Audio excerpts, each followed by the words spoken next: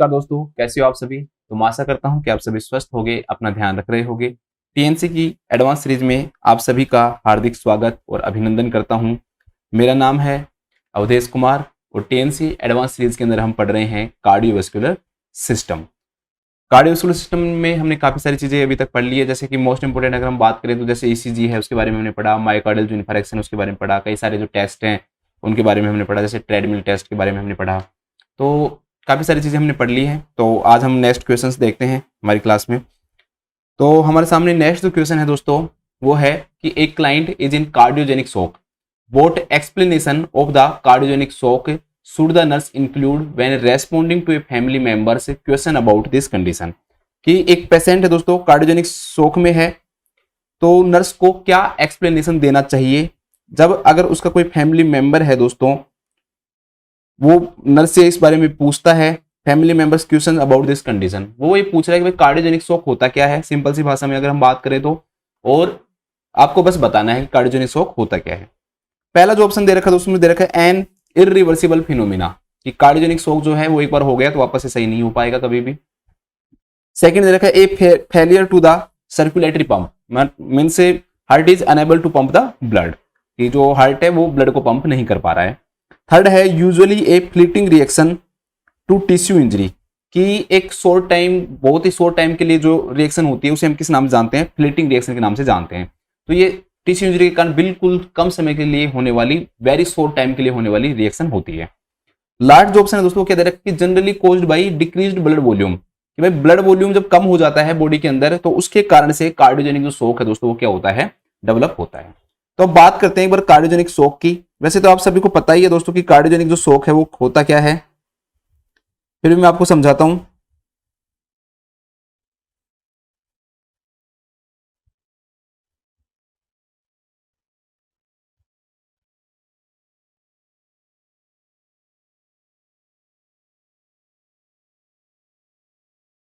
एक बार मैं इसको थोड़ा सा सेट कर देता हूं पेपर को, इसमें कौन सा पेपर आएगा उस हिसाब से।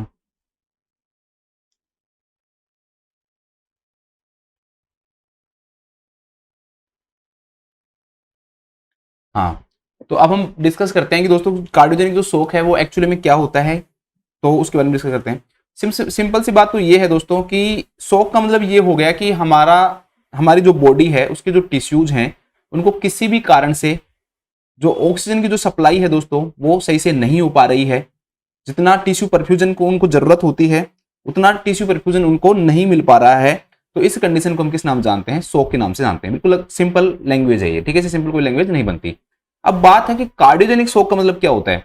मतलब कि टिश्यूज जो है दोस्तों उनको एडिक्वेट जो परफ्यूजन है वो नहीं मिल पा रहा, एडिक्वेट ऑक्सीजन की सप्लाई नहीं मिल पा रही, या वहां पर ब्लड नहीं पहुंच पा रहा। उसका रीजन क्या है, कार्डियोजेनिक, कार्डियो मींस हार्ट, मतलब कि जो रीजन जो है कि भाई जो ब्लड है वो टिश्यूज तक नहीं पहुंच पा रहा वो हार्ट है। कि जो हार्ट है दोस्तों, हार्ट का काम क्या है, हार्ट अपना काम नहीं कर पा रहा है। और हार्ट का काम क्या है कि जो ब्लड है उसको दोस्तों पंप करना और पंप करके बॉडी तक पहुंचाना। हार्ट कोई ऐसे प्यूरिफिकेशन का काम तो करता नहीं है, ठीक है, कि भाई ऑक्सीजनेशन या प्यूरिफिकेशन का काम करता हूं, तो ऑक्सीजनेशन करता है, प्यूरिफिकेशन करता है। हार्ट इज ए मोटर, एक मोटर है जो कि क्या करती है, प्रेशर लगाती है, और उस प्रेशर के द्वारा जो ब्लड है दोस्तों वो क्या करता है, पहुंचता है पूरी बॉडी के अंदर। अब कार्डियोजेनिक शॉक में दो वर्ड हो गए, एक कार्डियोजेनिक हो गया और एक शॉक हो गया। तो इसके अंदर दो वर्ड हो गए,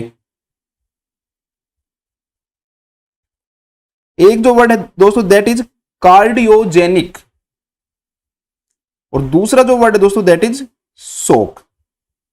अब यहां पर शॉक का मीनिंग क्या है कि भाई जो टिश्यूज जो हैं दोस्तों उनको परफ्यूजन नहीं मिल पा रहा है, तो इनएडिक्वेट टिश्यू परफ्यूजन, इनएडिक्वेट टिश्यू परफ्यूजन, ठीक है, ये शॉक हो गया। रीजन क्या है, कार्डियोजेनिक, कार्डियोजेनिक का मतलब क्या हो गया दोस्तों, हार्ट। तो जो हार्ट है वो क्या नहीं कर पा रहा है, ब्लड की सप्लाई नहीं कर पा रहा है, तो हार्ट इज अनेबल टू, या हार्ट भी लिख देता हूं, हार्ट इज अनेबल टू, क्या अनेबल है, हार्ट का क्या काम है, पंप करना, तो unable to pump the blood, pump the blood.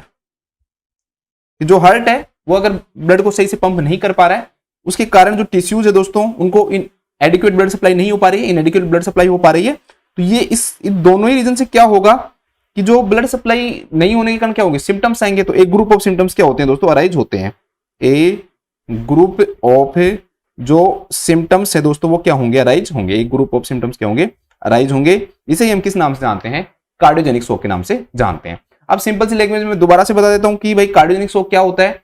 Cardiogenic shock का मतलब ये होता है दोस्तों कि जो हार्ट है वो ब्लड को पंप नहीं कर पा रहा है, जिसके कारण से इनएडिक्वेट टिश्यू परफ्यूजन होता है, जिससे एक ग्रुप ऑफ सिम्टम्स आते हैं। तो ये क्या कहलाता है, कार्डियोजेनिक शॉक।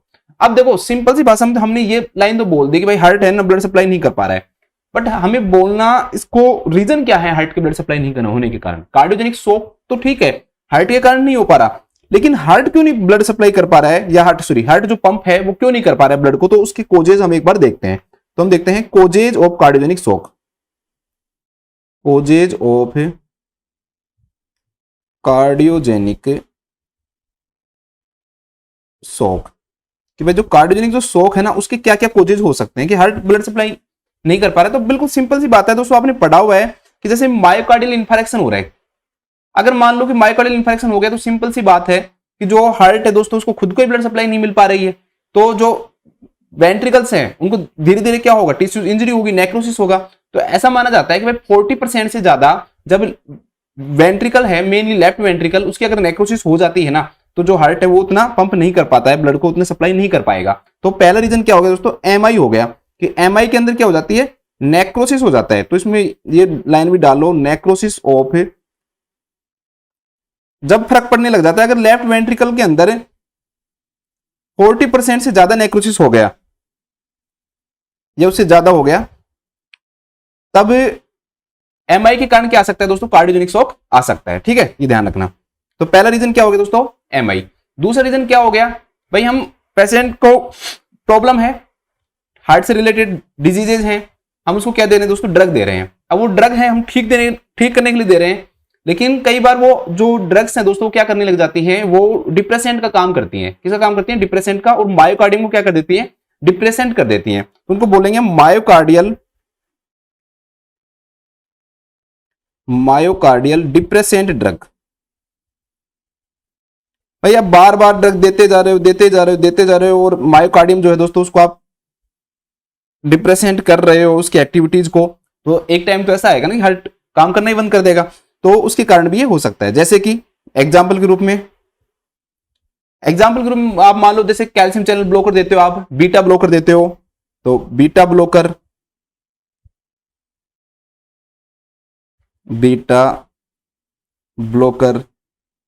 इसके अलावा जैसे कि कैल्शियम चैनल ब्लॉकर। ठीक है, तो ये क्या काम करेंगे दोस्तों, ये यही काम करेंगे। बाकी के आप जितने भी एंटी एरिथमेटिक ड्रग्स है वो भी मान सकते हो इसके अंदर जो भी आती हैं। ठीक है, तो beta blocker, calcium channel blocker, आपने ठीक एरिथमिया को करना चाह रहे थे आप, लेकिन उसके कारण हार्ट क्या हो गया दोस्तों, खुद डिप्रेसेंट हो गया, रिथमेटिक लेकर।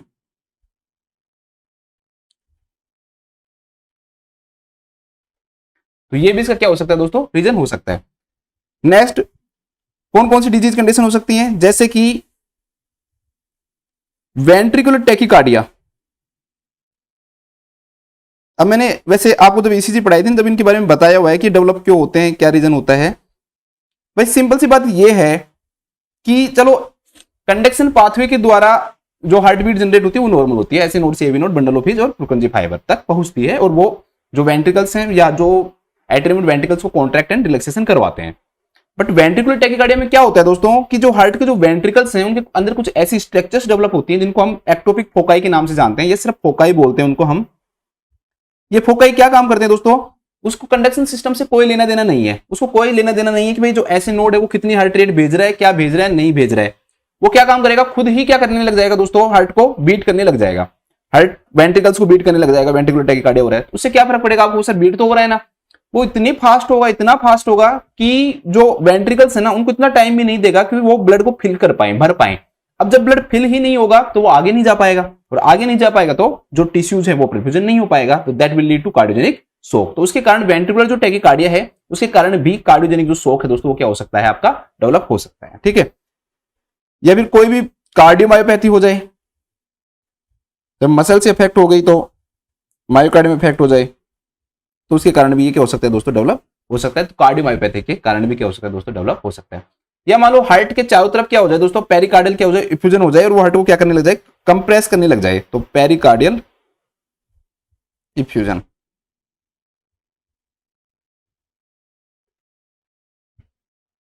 तो ये सारे इसके क्या हो गए दोस्तों, कोजेज हो गए। एक बार दोबारा से देख लो क्या क्या कोजेज हैं। Myocardial infection, myocardial depression drug, देखो आपको रटने की जरूरत नहीं है भाई, सीक्वेंस वाइज आप बस दिमाग में रखो कि भाई ये हो रहा है तो ये क्यों हो रहा है बस, ठीक है।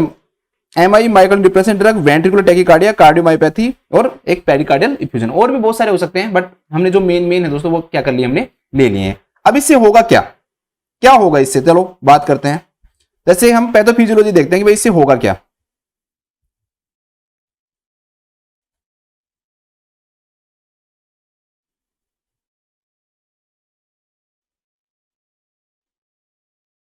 देखो भाई सिंपल सी बात है, पहली चीज हमने क्या पढ़ा कि जो हार्ट है वो ब्लड को क्या नहीं कर पा रहा है, पंप नहीं कर पा रहा है। तो हार्ट इज, जब मेनली हार्ट में भी हम वेंट्रिकल्स की बात करेंगे, क्योंकि जो ब्लड है वो बॉडी को कहां से मिल रहा है, लेफ्ट वेंट्रिकल से मिल रहा है। लेफ्ट वेंट्रिकल से वो अरोटा के अंदर जाता है, फिर बॉडी को सप्लाई होता है। तो मैं हार्ट की जगह मेन अगर हम और भी अच्छा वर्ड यूज करें तो लेफ्ट वेंट्रिकल ज्यादा अच्छा रहेगा।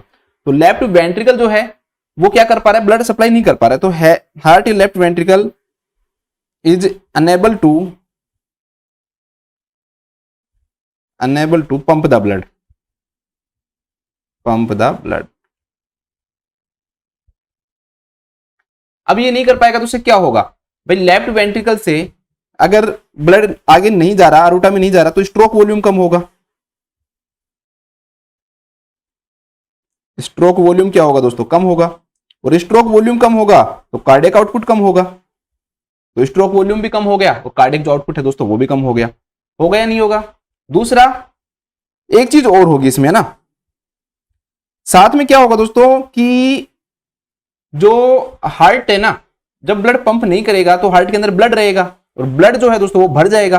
तो इसके कारण क्या होगा, जो लेफ्ट वेंट्रिकल है दोस्तों उसके अंदर प्रेशर बढ़ेगा, ब्लड बढ़ेगा। लेफ्ट वेंट्रिकल से ऊपर क्या है, लेफ्ट एट्रियम, तो लेफ्ट एट्रियम के अंदर प्रेशर बढ़ेगा। उससे क्या होगा मैं समझाता हूं आपको भी, है ना। देखो एक बार मैं वैसे समझा देता हूं, फिर इसको लिखवा दूंगा एक बार आपको। वैसे सिंपल से बना देता हूं जैसे बचपन में बनाते हैं।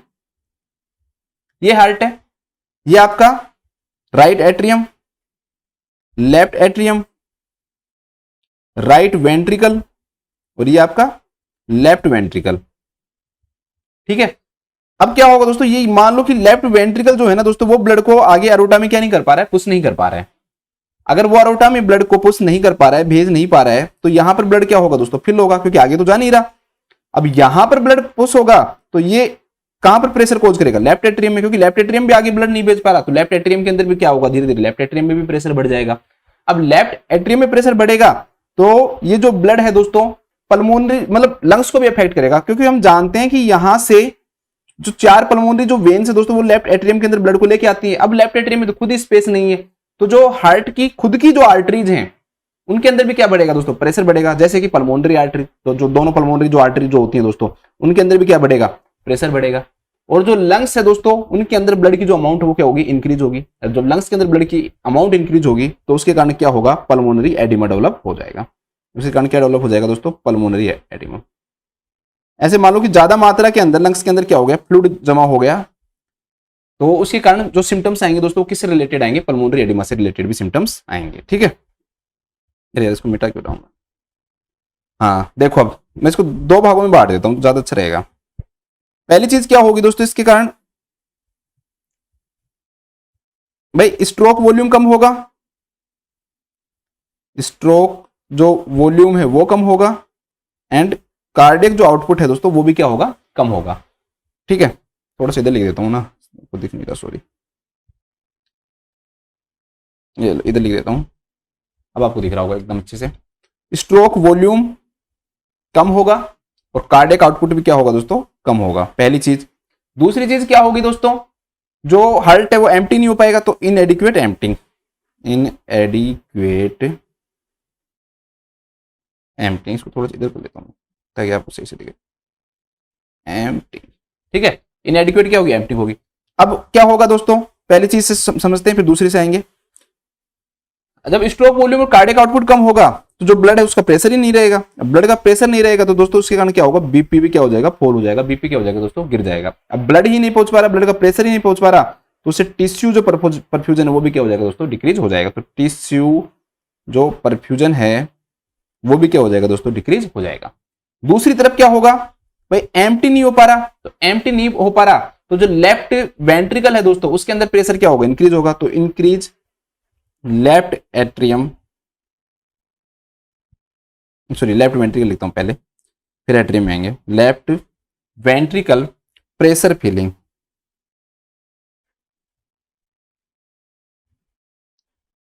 वो एम्प्टी नहीं हो पा रहा, किस पे प्रेशर कोच करेगा, एट्रियम पे, तो increase left atrium pressure, increase left atrium pressure. Left atrium में जो प्रेशर है दोस्तों वो भी क्या हो जाएगा, इंक्रीज हो जाएगा।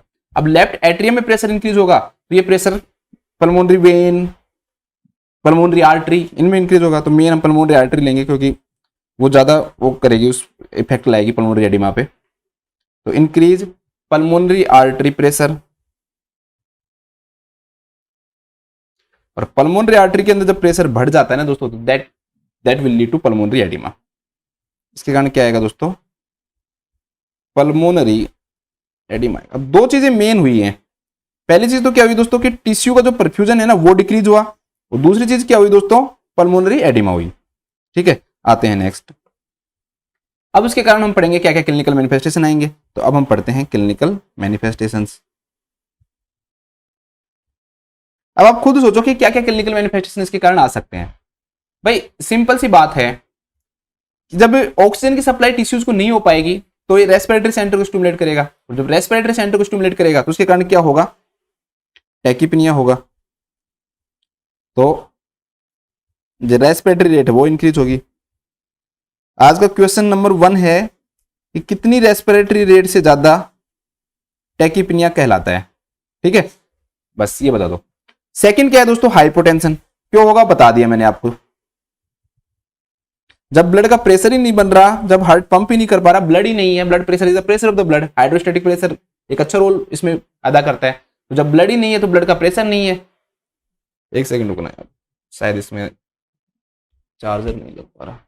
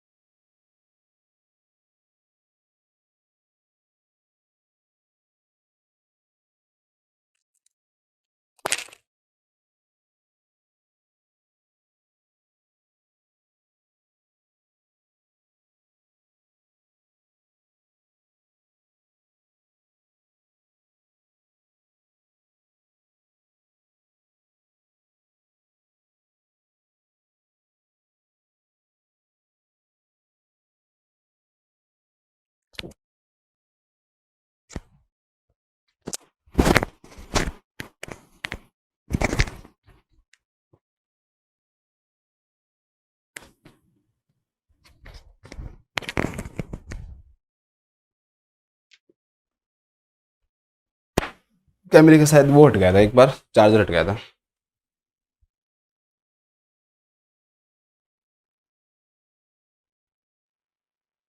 अब जो बीपी है दोस्तों वो कम हो जाएगा, हाइपोटेंशन होगा।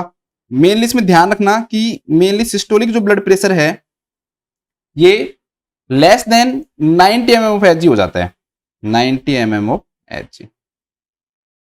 या फिर कईयों का क्या होता है कि दोस्तों बेस लाइन जो बीपी है वही कम रहता है, ठीक है, उनका कभी बढ़ता ही नहीं है। अब जिनका बेस लाइन ही सिस्टोलिक बीपी कम है, वैसे मान लो आपका 120 रहता है, किसी का बेस लाइन 100 से ज्यादा बढ़ता ही नहीं है, तो उन लोगों में कैसे देखेंगे हम, क्योंकि उनमें तो पहले 100 है, 10 ही कम हुआ। तो जिनका बेस लाइन पहले से कम होना, उनके लिए ये माना गया है कि भाई less than 30 mm of H G, 30 mm of H G than baseline, मतलब जो बेस लाइन है उससे कम से कम 30 mm ऑफ एच जी क्या हो दोस्तों, कम हो। तो दोनों में से कोई भी पूछ सकता है वो बाई बीपी में क्या फर्क पड़ता है। इसके अलावा क्या होगा दोस्तों, जब ब्लड आगे पंप नहीं होगा, पल्मोनरी आर्टरी में भी ब्लड है, इसके कारण क्या होगा दोस्तों, एट्रियम जो है, अब राइट एट्रियम में भी क्या फर्क पड़ने लग जाएगा, तो जुगुलर वेनस जो प्रेशर है दोस्तों वो भी क्या हो जाएगा, बढ़ जाएगा। क्योंकि जो ब्लड है कहां पे डालें, हम जानते हैं कि यहाँ एट्रियम के अंदर, राइट एट्रियम में ब्लड आता है। अब जब राइट एट्रियम के अंदर ब्लड फिल ही नहीं होगा, कोई आगे ब्लड जा ही नहीं रहा, यहाँ से लंग्स नहीं ले रहे, पल्मोनरी एडिमा, एट्रियम नहीं ले रहा, लेफ्ट वेंट्रिकल नहीं ले रहा, तो धीरे धीरे क्या होगा दोस्तों, यहाँ पर सुपीरियर वेना कावा और इन्फीरियर वेना कावा में भी क्या बढ़ेगा, प्रेशर बढ़ेगा। तो जुगुलर वेनस जो प्रेशर है दोस्तों वो भी क्या हो जाएगा, आपका इंक्रीज हो जाएगा। ठीक है, अब जब टिश्यू परफ्यूजन नहीं हो रहा, टिश्यूज को सही से ब्लड की सप्लाई नहीं हो रही, ऑक्सीजन की सप्लाई नहीं हो पा रही है, तो उसके कारण कई सारे सिम्टम्स आएंगे। जैसे एक तो पेलर आ सकता है स्किन पे, ठीक है, या स्किन जो है दोस्तों वो कूल हो सकती है, कामी हो सकती है, ठीक है, कूल एंड क्लैमी स्किन हो सकती है, क्योंकि जो ब्लड है उसकी सप्लाई नहीं होगी तो उससे टेम्परेचर में क्या फर्क पड़ेगा। या फिर साइनोसिस भी डेवलप हो सकता है। क्यों, क्योंकि ब्लड नहीं है तो ऑक्सीजन नहीं है, तो ऑक्सीजन नहीं है तो साइनोसिस डेवलप होगा। ठीक है, इसके अलावा डिजनिया होगा। सिंपल सी बात है कि जब ऑक्सीजन की सप्लाई नहीं हो रही बॉडी को, तो लंग्स को भी धीरे धीरे क्या कोज करेगा, लंग्स कोशिश करेगा, टैकीपीनिया करेगा, और फिर लास्ट में क्या होगा दोस्तों, डिजनिया होने की चांसेस बढ़ जाएंगे। ठीक है, यहां पर लंग्स के अंदर ब्लड होने के कारण पल्मोनरी एम्बोलिज्म के भी चांसेस क्या होते हैं दोस्तों, इंक्रीज हो जाते हैं। पल्मोनरी एडिमा, पल्मोनरी एम्बोलिज्म, इनके भी क्या होंगे, चांसेस बढ़ेंगे।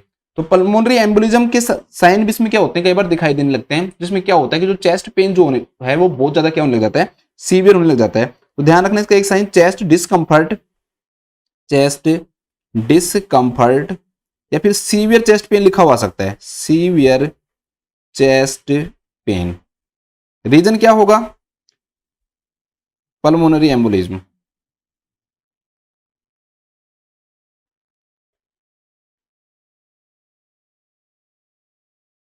तो ये भी इसका क्या हो सकता है, रीजन हो सकता है। नेक्स्ट क्या होगा दोस्तों, भाई पूरी बॉडी को सप्लाई नहीं हो रही तो किडनी को नहीं होगी, किडनी को नहीं होगी तो रीनल जो परफ्यूजन है वो क्या होगा, कम होगा, क्योंकि किडनी को ब्लड ही नहीं जा रहा, किडनी कहां से बाहर निकाले। जब किडनी के पास ब्लड पहुंचेगा तभी तो वो फिल्टर करेगी, उसके पास खुद ही ब्लड नहीं जा रहा। जब ब्लड ही नहीं जा रहा है दोस्तों, तो उसके कारण क्या होगा दोस्तों, ओलिगोयूरिया डेवलप होगा। ओलिगोयूरिया भी लिखा हुआ सकता है, या decrease renal tissue perfusion, renal perfusion, कुछ भी लिखा हुआ सकता है ना, तो घबराने की जरूरत नहीं है। ऐसे भी लिखा हो सकता है ओलिगोयूरिया या डिक्रीज रीनल परफ्यूजन। ठीक है, अब हार्ट पंप नहीं कर रहा तो पल्सेज कहां से बनेंगी, तो जो पेरिफेरल जो पल्सेज है दोस्तों वो भी क्या हो जाएंगी, पुअर हो जाएंगी। तो पुअर पेरिफेरल पल्सेज, तो जो पेरिफेरल जो पल्सेज है दोस्तों वो भी क्या होंगी, पुअर होंगी। अब ब्लड की सप्लाई, जो ब्रेन है दोस्तों उसको भी ऑक्सीजन की सप्लाई रुकेगी, तो उसके कारण क्या होगा, पर्सन डिसओरिएंटेड, रेस्टलेसनेस, कंफ्यूजन, ये सब साइन भी क्या होते हैं इसके अंदर डेवलप होते हैं। तो कंफ्यूजन, डिसओरिएंटेड एंड रेस्टलेसनेस, ये सारे साइन भी क्या होंगे दोस्तों, डेवलप होंगे। एक बार मैं वापस से रिवाइज करवा देता हूं, जल्दी जल्दी देखना। देखो जो लंग्स से रिलेटेड क्या क्या होंगे, जैसे टैकीपीनिया हो रहा है, डिजनिया भी हो रहा है आपको, ठीक है, लंग्स से रिलेटेड चेस्ट डिस्कम्फर्ट या सीवियर जो चेस्ट पेन है दोस्तों वो भी क्या हो रहा है, डेवलप हो रहा है। ठीक है, इसके अलावा ब्लड की सप्लाई कम होने के कारण क्या हो रहा है, एक तो हाइपोटेंशन हो रहा है, पेलर कूल कामी स्किन, साइनोसिस हो रहा है। इसके अलावा दोस्तों ओलिगोयूरिया और पुअर पेरिफेरल जो पल्सेज हैं वो क्या हो रहे हैं, इसके कारण डेवलप हो रही हैं। ठीक है, इतना टफ नहीं होता है याद करना, अगर आप इसको बार बार रिवाइज करोगे ना तो ये याद हो जाएंगे, और सारी चीजें समझने की है तो इतना कोई टफ नहीं होगा ना, कहीं आप ऐसे सोचो सर कैसे याद करें कैसे याद करें। नेक्स्ट हम पढ़ते हैं दोस्तों इसके इंटरवेंशन। अब इंटरवेंशन पढ़ते हैं हम,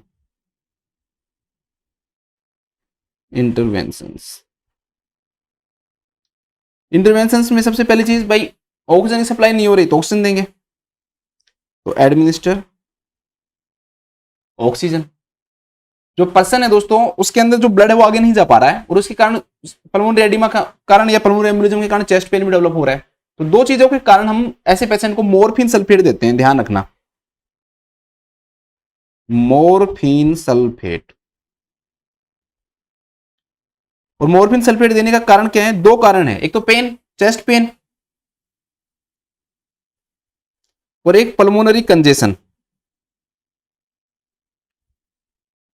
क्योंकि बच्चों को चेस्ट पेन का तो सबको पता होता है कि भाई चेस्ट पेन आएगा, लेकिन पल्मोनरी कंजेशन के ऊपर कोई भी ध्यान नहीं देता कि भाई मोरफिन सल्फेट जो है वो पल्मोनरी कंजेशन को भी क्या करता है दोस्तों, कम कर देता है। ठीक है, तो ये भी एक कारण होता है मोरफिन सल्फेट देने का। अब जब हार्ट काम ही नहीं कर पा रहा है दोस्तों, ऑक्सीजन सप्लाई नहीं हो पा रही है, तो उस ऐसे पेशेंट को मैकेनिकल वेंटिलेशन की जरूरत पड़ सकती है। तो इसके लिए हम पेशेंट को क्या करेंगे, इंट्यूबेशन की एंड मैकेनिकल वेंटिलेशन की भी क्या पड़ सकती है, जरूरत पड़ सकती है। तो इंट्यूबेशन एंड मैकेनिकल वेंटिलेशन, ठीक है, मैकेनिकल वेंटिलेशन। तो इंट्यूबेशन और मैकेनिकल जो वेंटिलेशन दोस्तों उसकी भी क्या पड़ेगी, जरूरत पड़ेगी। बॉडी के अंदर फ्लूइड की जो अमाउंट है दोस्तों वो बढ़ रही है क्योंकि बाहर नहीं निकाल पा रही, किडनी भी बाहर नहीं निकाल पा रही, तो इसके कारण हम पेशेंट को क्या देते हैं, डायूरेटिक्स देते हैं। और डायूरेटिक्स में भी मेनली कौन सी डायूरेटिक देते हैं, लूप डायूरेटिक देते हैं, लूप डायूरेटिक। सबसे फेमस, सबसे ज्यादा इंपॉर्टेंट, नोरसेट के एग्जाम में भी सबसे ज्यादा इंपॉर्टेंट कौन सी डायूरेटिक होती है, लूप डायूरेटिक ही होती है। तो आज का क्वेश्चन नंबर 2 है, मुझे लूप डायूरेटिक के दो एग्जाम्पल बताओ। एक तो सब बता सकते हैं, एक तो हर बच्चा बता सकता है, लेकिन दो कौन बताएगा, क्योंकि हमने पढ़ा है लूप डायूरेटिक्स को, शायद इससे पिछली क्लास थी वो, इसी से पहले वाली जो क्लास थी शायद उसमें मैंने आपको इनके बारे में बताया था। तो आपको मुझे लूप डायूरेटिक के दो एग्जाम्पल बताने हैं, एक तो सब कोई बता सकता है, दो कौन बताएगा ये देखता हूं मैं। ठीक है, तो ये हमारा आज का क्वेश्चन नंबर 2 है आप लोगों के लिए। तो डायूरेटिक्स भी देंगे। इसके अलावा दोस्तों जो वैसोडाइलेटर है, पेन है, उसके लिए हम नाइट्रेट्स भी देते हैं। ठीक है, क्या प्रोवाइड करते हैं, जो नाइट्रेट्स दोस्तों वो भी देते हैं। हार्ट की कॉन्ट्रेक्टिलिटी है दोस्तों उसको इंक्रीज करने के लिए हम क्या देते हैं, पॉजिटिव आइनोट्रोप्स देते हैं, पॉजिटिव आइनोट्रोप्स जो ड्रग्स हैं वो देते हैं, जो कि इंक्रीज करती हैं कॉन्ट्रेक्टिलिटी को। मतलब हार्ट पंप नहीं कर पा रहा, मतलब कॉन्ट्रैक्ट नहीं कर पा रहा, तो उसके लिए हम पॉजिटिव क्या देंगे दोस्तों, आइनोट्रोप्स देंगे, ताकि जो कॉन्ट्रेक्टिलिटी है दोस्तों वो क्या हो जाए, इंक्रीज हो जाए। जैसे मेनली डोपामीन, डोबुटामीन, नोरेड्रेनालिन, जो ऐसी जो ड्रग्स है दोस्तों वो क्या की जाती हैं, प्रोवाइड की जाती हैं। ठीक है, ये थोड़ा सा आपको याद रखना है। इसके अलावा दोस्तों पल्मोनरी जो आर्टरी जो कैथेटर है दोस्तों वो भी हम डालते हैं, क्योंकि हमें ऐसे पेशेंट के अंदर क्या होता है कि प्रेशर चेक करना पड़ता है। जैसे pulmonary artery pressure, pulmonary artery wedge जो प्रेशर है, भाई भाई हमें ये भी देखना होता है कि लेफ्ट एट्रियम है उसके अंदर कितना प्रेशर है। ठीक है, तो उसके लिए हम जो पल्मोनरी आर्टरी जो कैथेटर है दोस्तों वो भी क्या करते हैं, इंसर्ट करते हैं। इसके अलावा जो हार्ट पंप नहीं कर पा रहा, मायोकार्डियल इंफारेक्शन है, तो जो परक्यूटेनियस जो इंटरवेंशन है जो हमने मायोकार्डियल इंफारेक्शन में पढ़ा था वो करना पड़ता है, या फिर पीटीसी करना पड़ता है, परक्यूटेनियस ट्रांसल्यूमिनल कोरोनरी एंजियोप्लास्टी। ठीक है, देखो एक बार, तो एक तो हम क्या करेंगे, prepare the patient for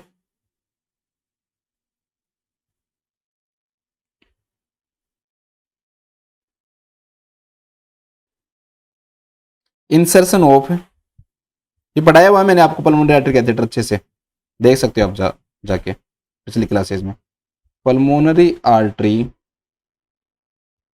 catheter. इसके अलावा हम मॉनिटर करेंगे, किस चीज को मॉनिटर करेंगे दोस्तों, हम भाई मॉनिटर करेंगे central venous pressure, pulmonary artery pressure, pulmonary artery जो वेज प्रेशर है वो, तो monitor CVP, pulmonary artery pressure और पल्मोनरी आर्टरी वेज प्रेशर। ठीक है, पल्मोनरी आर्टरी वेज प्रेशर। इसके अलावा पेशेंट को परक्यूटेनियस जो इंटरवेंशन है या फिर पीटीसीए के लिए क्या करते हैं दोस्तों, हम प्रिपेयर करते हैं उसको, क्योंकि हार्ट काम नहीं कर पा रहा, तो हो सकता है कि मायोकार्डियल इंफारेक्शन के कारण हो। ठीक है, तो उसके कारण क्या होगा दोस्तों, हम पीसीआई या पीटीसीए के लिए भी पेशेंट को अगर जरूरत है तो क्या करेंगे, प्रिपेयर करेंगे। सिंपल सा क्वेश्चन आ जाता है, वैसे तो इतना ज्यादा डिटेल में नहीं आता। जैसे मान लो पीटीसीए उसकी फुल फॉर्म पूछ लेगा आपसे, भाई कि पीटीसीए जो है दोस्तों उसकी फुल फॉर्म क्या होती है। पीसीआई के तो मैंने आपको समझाया, परक्यूटेनियस जो इंटरवेंशन है वो हमने पढ़ा हुआ है, परक्यूटेनियस या परक्यूटेनियस कोरोनरी इंटरवेंशन लिखा हुआ सकता है। पीटीसीए की फुल फॉर्म लिख लो एक बार, है ना, क्योंकि हो सकता है कि अगले एग्जाम में पूछ ले। तो परक्यूटेनियस ट्रांसल्यूमिनल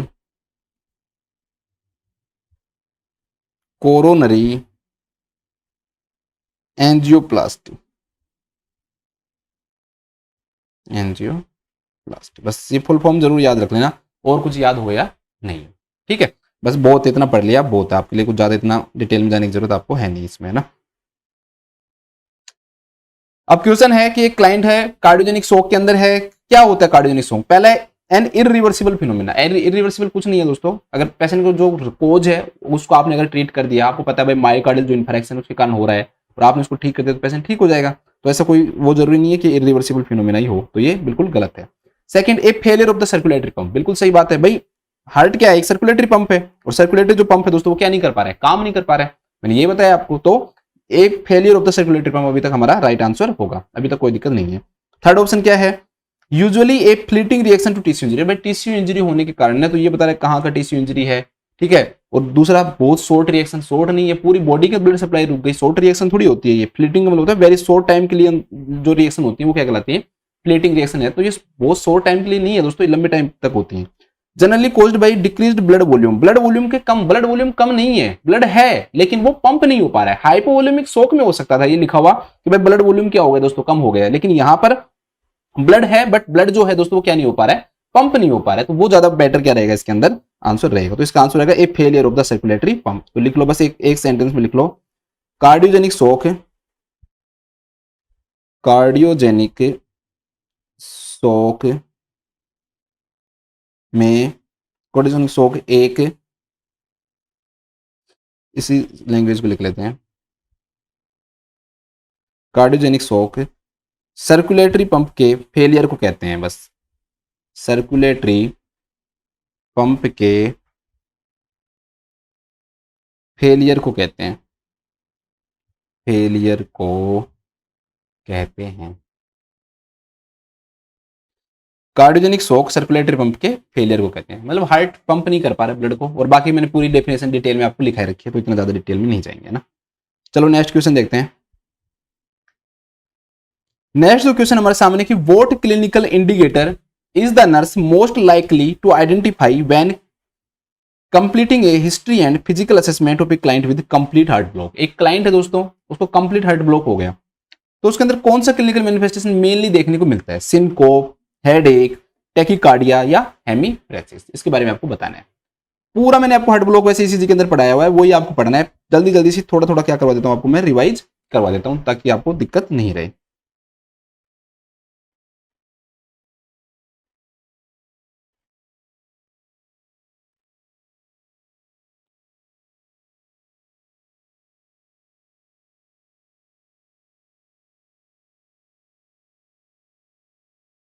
ठीक है, अब लिखते हैं।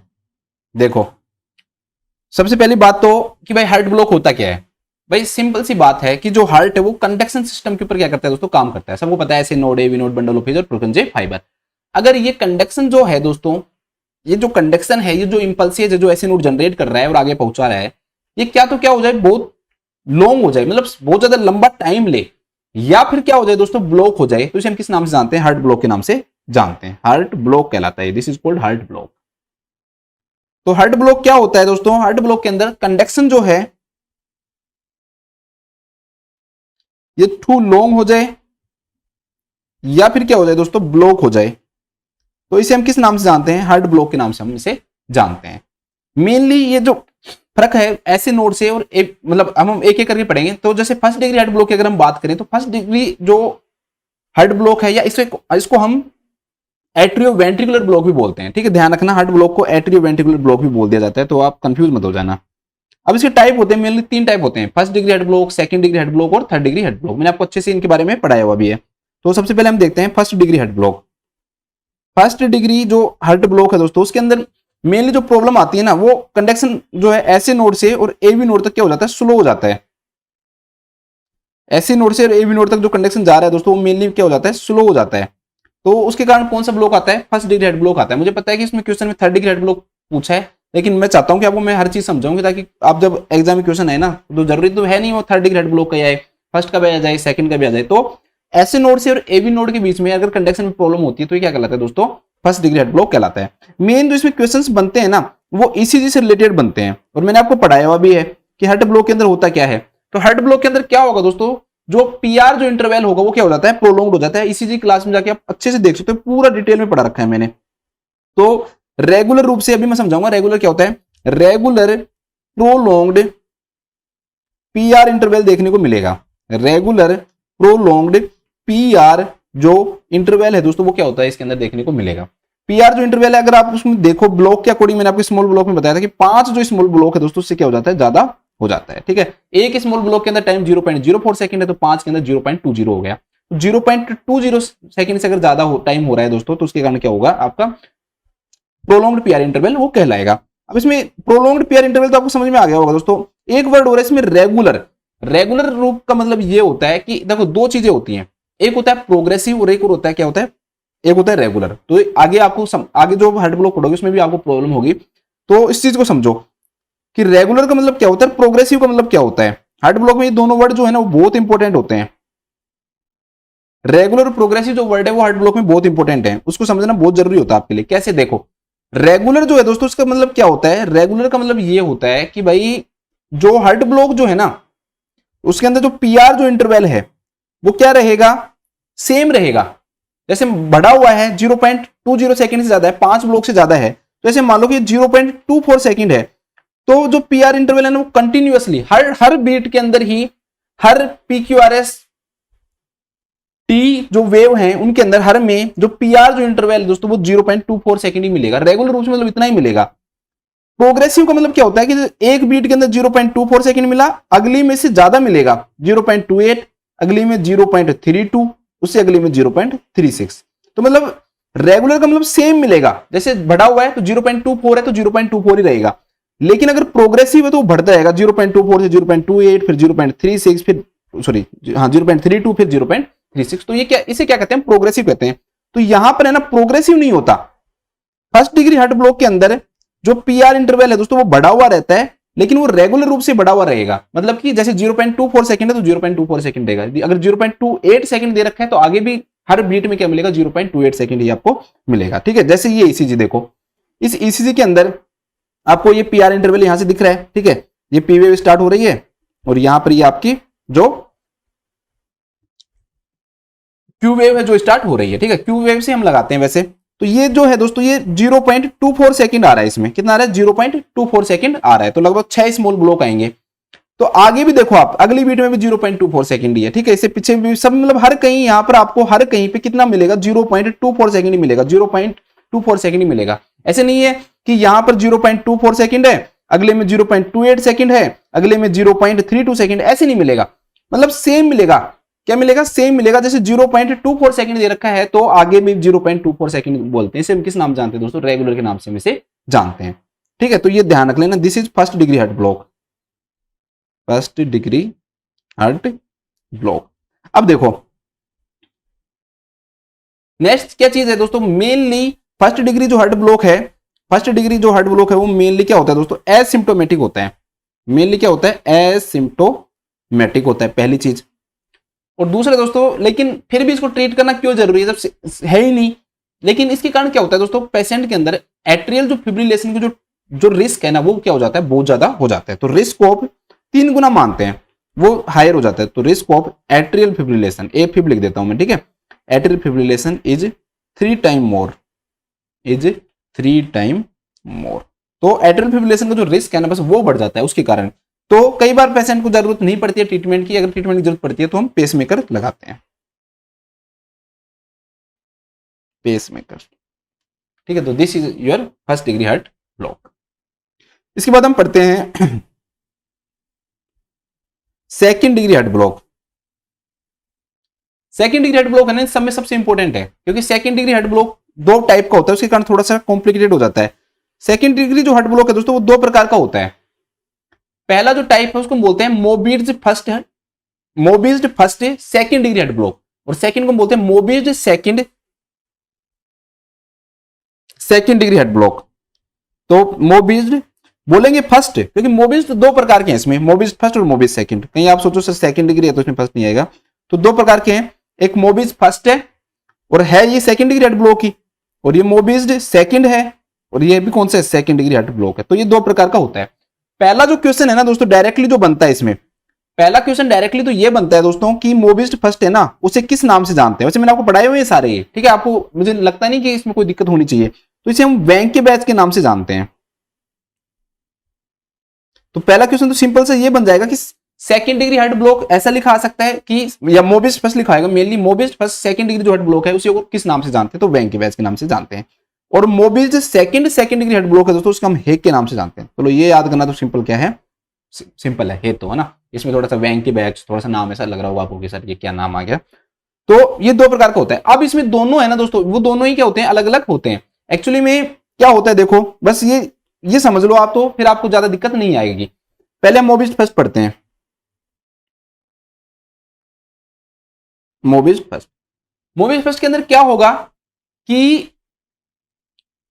फर्स्ट डिग्री हेड ब्लॉक में हमने क्या पढ़ा भाई, जो पीआर इंटरवल वो क्या रहेगा, प्रोलॉन्ग्ड रहेगा। यहां भी प्रोलॉन्ग्ड पीआर इंटरवल होगा, प्रोलॉन्ग्ड पीआर इंटरवल। अब बच्चे सोच रहे होंगे सर फिर इसमें और उसमें क्या अंतर हुआ, दो अंतर है।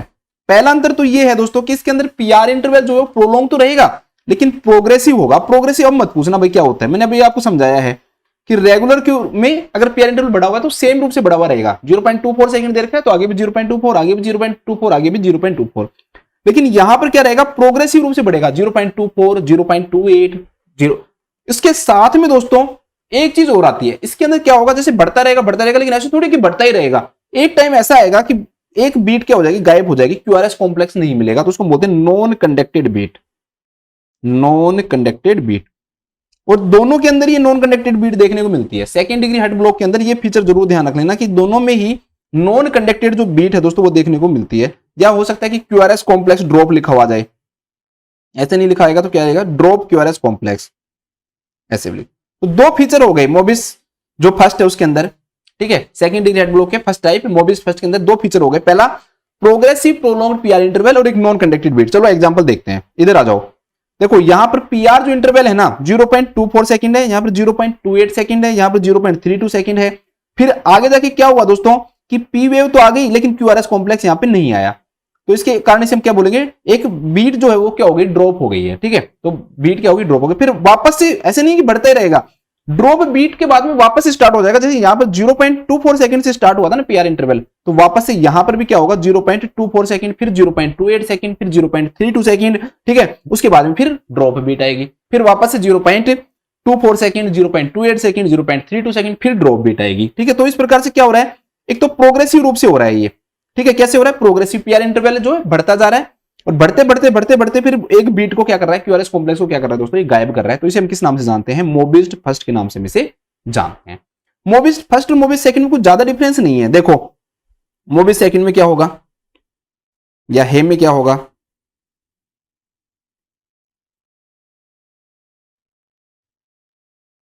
यहां पर भी पीआर इंटरवल जो है दोस्तों वो क्या होगा, प्रोलॉन्ग्ड रहेगा। यहां पर भी पीआर जो इंटरवल है वो क्या रहेगा, प्रोलॉन्ग्ड रहेगा, लेकिन यहां पर रेगुलर रूप से रहेगा, प्रोग्रेसिव नहीं रहेगा, ये ध्यान रखना। जैसे फर्स्ट डिग्री में था ना, तो प्रोलॉन्ग्ड पीआर इंटरवल, लेकिन वो रेगुलर रूप से रहेगा। अब बच्चों के दिमाग में फिर क्वेश्चन आएगा कि सर फिर इसके अंदर मोबिस्ड सेकंड डिग्री हार्ट ब्लॉक और टाइप फर्स्ट हार्ट ब्लॉक जो है उसके अंदर क्या अंतर हुआ। टाइप फर्स्ट में भी आपने ये बताया रेगुलर प्रोलॉन्ग्ड पीआर इंटरवल, भाई उसके अंदर कहीं भी नॉन कंडक्टेड बीट थी क्या, नहीं थी ना, ठीक है, मोदी जी की तरह नहीं थी ना। तो नॉन कंडक्टेड बीट, बीट क्या रहेगी दोस्तों, नॉन कंडक्टेड बीट रहेगी, मतलब बीच में मिस बीट हो जाएगी। एक बीट जो जैसे इसमें पढ़ा है ना हमने सेम, ये नॉन कंडक्टेड बीट या QRS complex drop, first degree के अंदर ये नहीं होता है। फर्स्ट डिग्री हेड ब्लॉक के अंदर ये वाली बात बिल्कुल सही है कि रेगुलर रूप से प्रोलॉन्ग्ड पीआर इंटरवल रहेगा, लेकिन वहां पर नॉन कंडक्टेड बीट नहीं होती है। लेकिन मोबिस सेकंड जो है दोस्तों, सेकंड डिग्री हेड ब्लॉक है, उसके अंदर रेगुलर प्रोलॉन्ग्ड पीआर इंटरवल के साथ में नॉन कंडक्टेड क्या रहेगी, बीट रहेगी। ये देखो है यहाँ पे 0.24 सेकंड, यहाँ पर 0.24 सेकंड, लेकिन पूरी चीज में आगे तक जाना है, तभी आप फर्स्ट डिग्री में और मोबिस सेकंड के अंदर क्या कर सकते हो, डिफरेंस कर सकते हो। क्यों, क्योंकि यहां पर ये तो है लेकिन यहां पर बीट ड्रॉप हो गई, फिर वहां पर 0.24 सेकंड, 0.24 सेकंड, फिर वहां पर ड्रॉप हो गई। देखो यहां पर कहां है, पी वेव तो आ गई, ये पी वेव तो आ गई, क्यूआरएस कॉम्प्लेक्स कहां है, नहीं है। तो इस कारण से इसमें दोनों चीजें आपको याद रखनी है कि मोबिस सेकंड के अंदर क्या होगा, रेगुलर प्रोलॉन्ग्ड पीआर इंटरवल, साथ में नॉन कंडक्टेड क्या रहती है, बीट रहती है, ठीक है। थोड़ा सा इसमें दिमाग लगा लेना। इसके बाद थर्ड ज्यादा सिंपल है, थर्ड में कुछ ही नहीं है, थर्ड डिग्री हार्ट ब्लॉक में, ठीक है। अब एक चीज और बता देता हूं मैं कि जो मोबिस सेकंड जो है ना दोस्तों, ये थोड़ा सा क्या है, खतरनाक हो सकता है।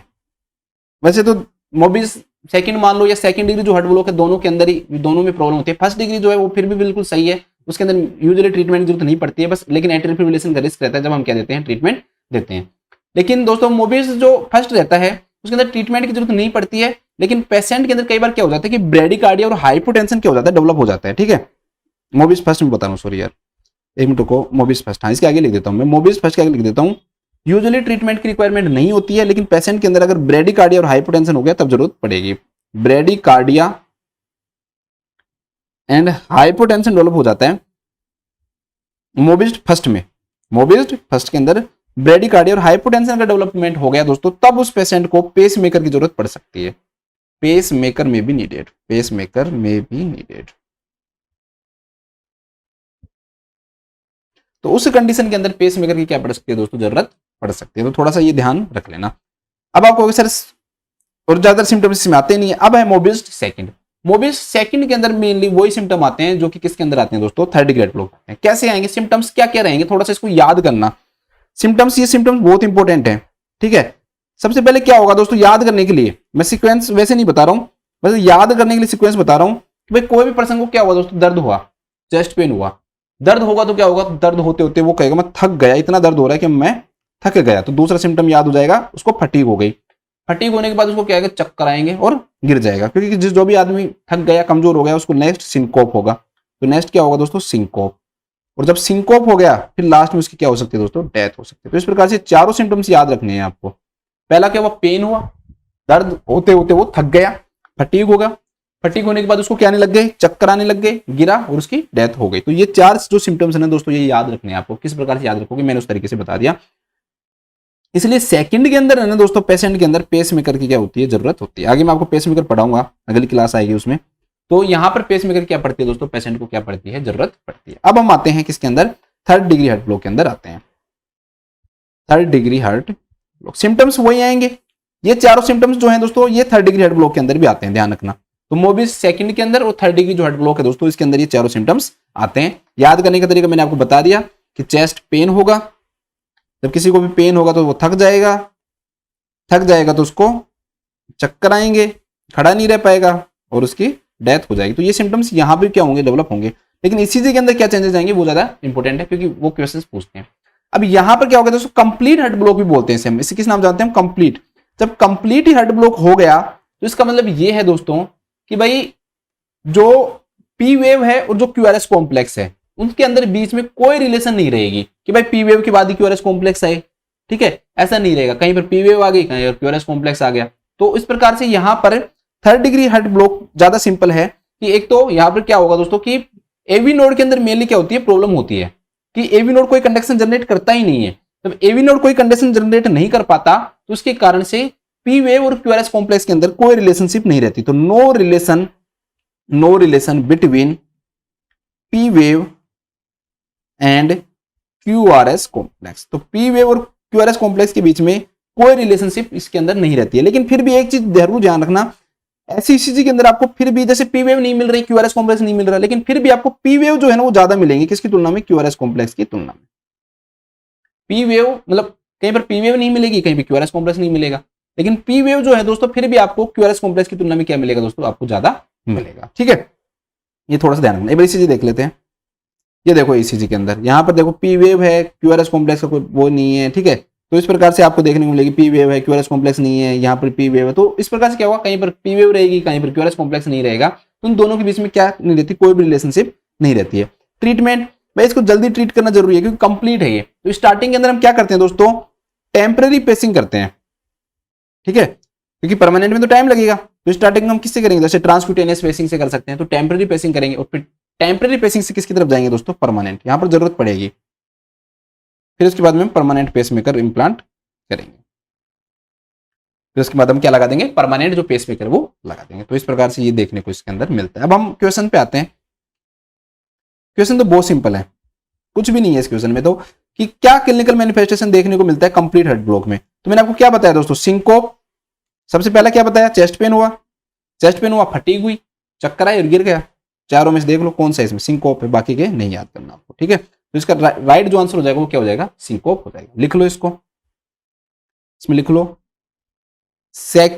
मोबिड सेकंड कंप्लीट हार्ट ब्लॉक, क्योंकि थोड़ा सा तो अच्छा लिखो ना, कंप्लीट हार्ट ब्लॉक या ब्रैकेट में लिख लो 3rd degree heart block, 3rd degree heart block, 3rd degree heart block में चेस्ट पेन, चेस्ट पेन तो नहीं दे रखा ना, इसके बाद में फटीग, सिंकोप एंड डेथ के साइन दिखाई देते हैं। थोड़ा सा नीचे कर देता हूँ ना, दिखाई नहीं दे रहा होगा, साइन दिखाई देते हैं। सिंकोप को हाईलाइट कर लो, क्योंकि जैसे इस क्वेश्चन में पूछा तो पता नहीं एग्जाम में भी, आपके कोई एग्जाम आए और उसमें ये चीज क्या हो जाए दोस्तों, इंपॉर्टेंट हो जाए, तो सिंकोप को थोड़ा हाईलाइट कर लो। चलो नेक्स्ट क्वेश्चन है, अब इंटरेस्टिंग है थोड़े। नेक्स्ट क्वेश्चन क्या है दोस्तों कि ए नर्स इन द, बहुत इंपॉर्टेंट क्वेश्चन है, बहुत अच्छा क्वेश्चन है ये, ठीक है बहुत सिंपल क्वेश्चन, बट इतना अच्छा क्वेश्चन है दोस्तों ये कि इसमें प्रायोरिटी वाइज सिनेरियो बेस्ड जो क्वेश्चन होते हैं ना, वो क्वेश्चन है ये। इसमें सिंपल सा बस उस बंदे ने पूछा है कि भाई 4 पेशेंट आपके पास, a nurse in the emergency department is assigned to care for 4 client with serious health problem. भाई आपको ना, आप इमरजेंसी में गए, हॉस्पिटल के अंदर आपकी लगी ड्यूटी, एम्स के अंदर, दिल्ली एम्स के अंदर आपकी, दिल्ली एम्स के अंदर आपकी ड्यूटी लग गई। अब जब दिल्ली एम्स के अंदर आपकी ड्यूटी लगी, आपकी ड्यूटी लगी इमरजेंसी के अंदर, इमरजेंसी के अंदर आपके सामने 4 पेशेंट, आपके सामने 4 बेड है, उसमें 4 पेशेंट लेटे हुए हैं। पहला पेशेंट है उसको हेड इंजरी है, दूसरा पेशेंट है उसको फीमर का फ्रैक्चर है, तीसरा जो पेशेंट है उसको वेंट्रिकुलर फिब्रिलेशन है, चौथा जो पेशेंट है दोस्तों उसके अंदर किसी ने चाकू घोप दिया, किसके अंदर, उसके एब्डोमेन में, तो उसका पेनिट्रेटिंग एब्डोमिनल क्या है दोस्तों, वुंड है। अब आप तो एग्जाम पास करके गए हो, आपने तो पढ़ा है, इसलिए जरूरी है, तो आपको सबसे ज्यादा प्रायोरिटी आप कौन से पेशेंट को दोगे। देखो कितना अच्छा क्वेश्चन है ये, ध्यान रखना दोस्तों, हमेशा ध्यान रखना, किसी भी कंडीशन में कोई भी रीजन हो, सबसे ज्यादा जो प्रायोरिटी है दोस्तों वो हमेशा और हमेशा किसको दी जाती है, वेंट्रिकुलर फिब्रिलेशन को दी जाती है। क्योंकि वेंट्रिकुलर जो अगर किसी भी पेशेंट को फिब्रिलेशन हो गया, हेड इंजरी का पेशेंट है, फ्रैक्चर्ड फीमर है, पेनिट्रेटिंग है, ये इनमें थोड़ा टाइम लग भी गया तो भी पेशेंट बच जाएगा। लेकिन अगर पेशेंट को हो गया वेंट्रिकुलर फिब्रिलेशन और अगर आपने पेशेंट को डिफिब्रिलेट नहीं किया तो पेशेंट की डेथ होनी ही होनी है। इसका सिर्फ ट्रीटमेंट ही एक ही है, ध्यान रखना। 2 क्वेश्चन बनेंगे, किसी भी पेशेंट को वेंट्रिकुलर फिब्रिलेशन हो गया, क्या करोगे आप, सीपीआर दोगे या फिर आप क्या करोगे दोस्तों, उसको डिफिब्रिलेट करोगे। ध्यान रखना, राइट आंसर होगा कि उस पेशेंट को हम डिफिब्रिलेट करेंगे। भाई पता नहीं है, मान लो कि पेशेंट गिर गया, आपको पता नहीं है कि उसको क्या प्रॉब्लम है, तब हम उसको सीपीआर स्टार्ट कर देते हैं, ठीक है। एकदम से कार्डियक अरेस्ट आया, आपको रीजन नहीं पता, आपने सीपीआर स्टार्ट कर दिया, उसकी लीड लगाई, पता लगा वेंट्रिकुलर फिब्रिलेशन है। जैसे ही पता लगा वेंट्रिकुलर फिब्रिलेशन है दोस्तों, सीपीआर से ज्यादा मोस्ट प्रायोरिटी क्या होगी, डिफिब्रिलेशन, क्योंकि ट्रीटमेंट ही यही है। भाई उस पेशेंट के अंदर जो वेंट्रिकुलर जो फोकाई है वो जो जनरेट कर रही है, हार्ट पंप नहीं कर पा रहा, बॉडी को ब्लड की सप्लाई नहीं हो रही, पेशेंट की डेथ हो जाएगी। डिफिब्रिलेट करके उस फोकाई को हम क्या करते हैं दोस्तों, उसका जो पाथवे उसको खत्म कर देते हैं और ऐसे नोड जो है उसका पाथवे क्या कर देते हैं, स्टार्ट कर देते हैं। तो वेंट्रिकुलर जो फिब्रिलेशन है ना दोस्तों, उसको क्या दी जाती है, सबसे ज्यादा प्रायोरिटी दी जाती है। अब आप इसको क्या मानोगे, सीपीआर की जो गाइडलाइंस है उसके अंदर साफ साफ लिखा हुआ है कि किसी भी पेशेंट को अगर पल्सलेस वीटी होता है, पल्सलेस वेंट्रिकुलर टैकीकार्डिया होता है, पल्सलेस बोल रहा हूं, ध्यान रखना, पल्स फुल नहीं बोल रहा हूं, पल्सलेस बोल रहा हूं, क्योंकि पल्स फुल होती है उसके अंदर पहले हम फार्माकोलॉजिकल जाते हैं, फार्माकोलॉजिकल काम नहीं करता है तब हम फिर तो किसकी तरफ जाते हैं दोस्तों, नेक्स्ट हम डिफिब्रिलेशन की तरफ जाते हैं। बट वेंट्रिकुलर फिब्रिलेशन स्पष्ट रूप से उन्होंने लिखा हुआ है पल्सलेस वेंट्रिकुलर टैकीकार्डिया, और वेंट्रिकुलर फिब्रिलेशन के अंदर आप डिफिब्रिलेट करोगे। दिखा देता हूं आपको गाइडलाइन, ऐसे नहीं है कुछ भी बोल दूंगा। देखो यहां पर पेशेंट को पता नहीं है हमें क्या रिदम है, पेशेंट को एकदम कार्डियक अरेस्ट आया, कुछ भी हो, हमने सीपीआर देना क्या कर दिया, स्टार्ट कर दिया, ऑक्सीजन दे दी, मॉनिटर अटैच कर दिया। डिफिब्रिलेटर अटैच करने का मतलब ये है कि वो रिदम को भी खुद पहचान लेगा, ठीक है, ऑटोमेटेड है वो, ऑटोमेटेड इलेक्ट्रिकल डिफिब्रिलेटर है वो। अब हमने देखा कि रिदम कौन सी है, सोकेबल है या नॉन सोकेबल। सोकेबल का मतलब उसको डिफिब्रिलेट कर सकते हैं या नहीं कर सकते हैं।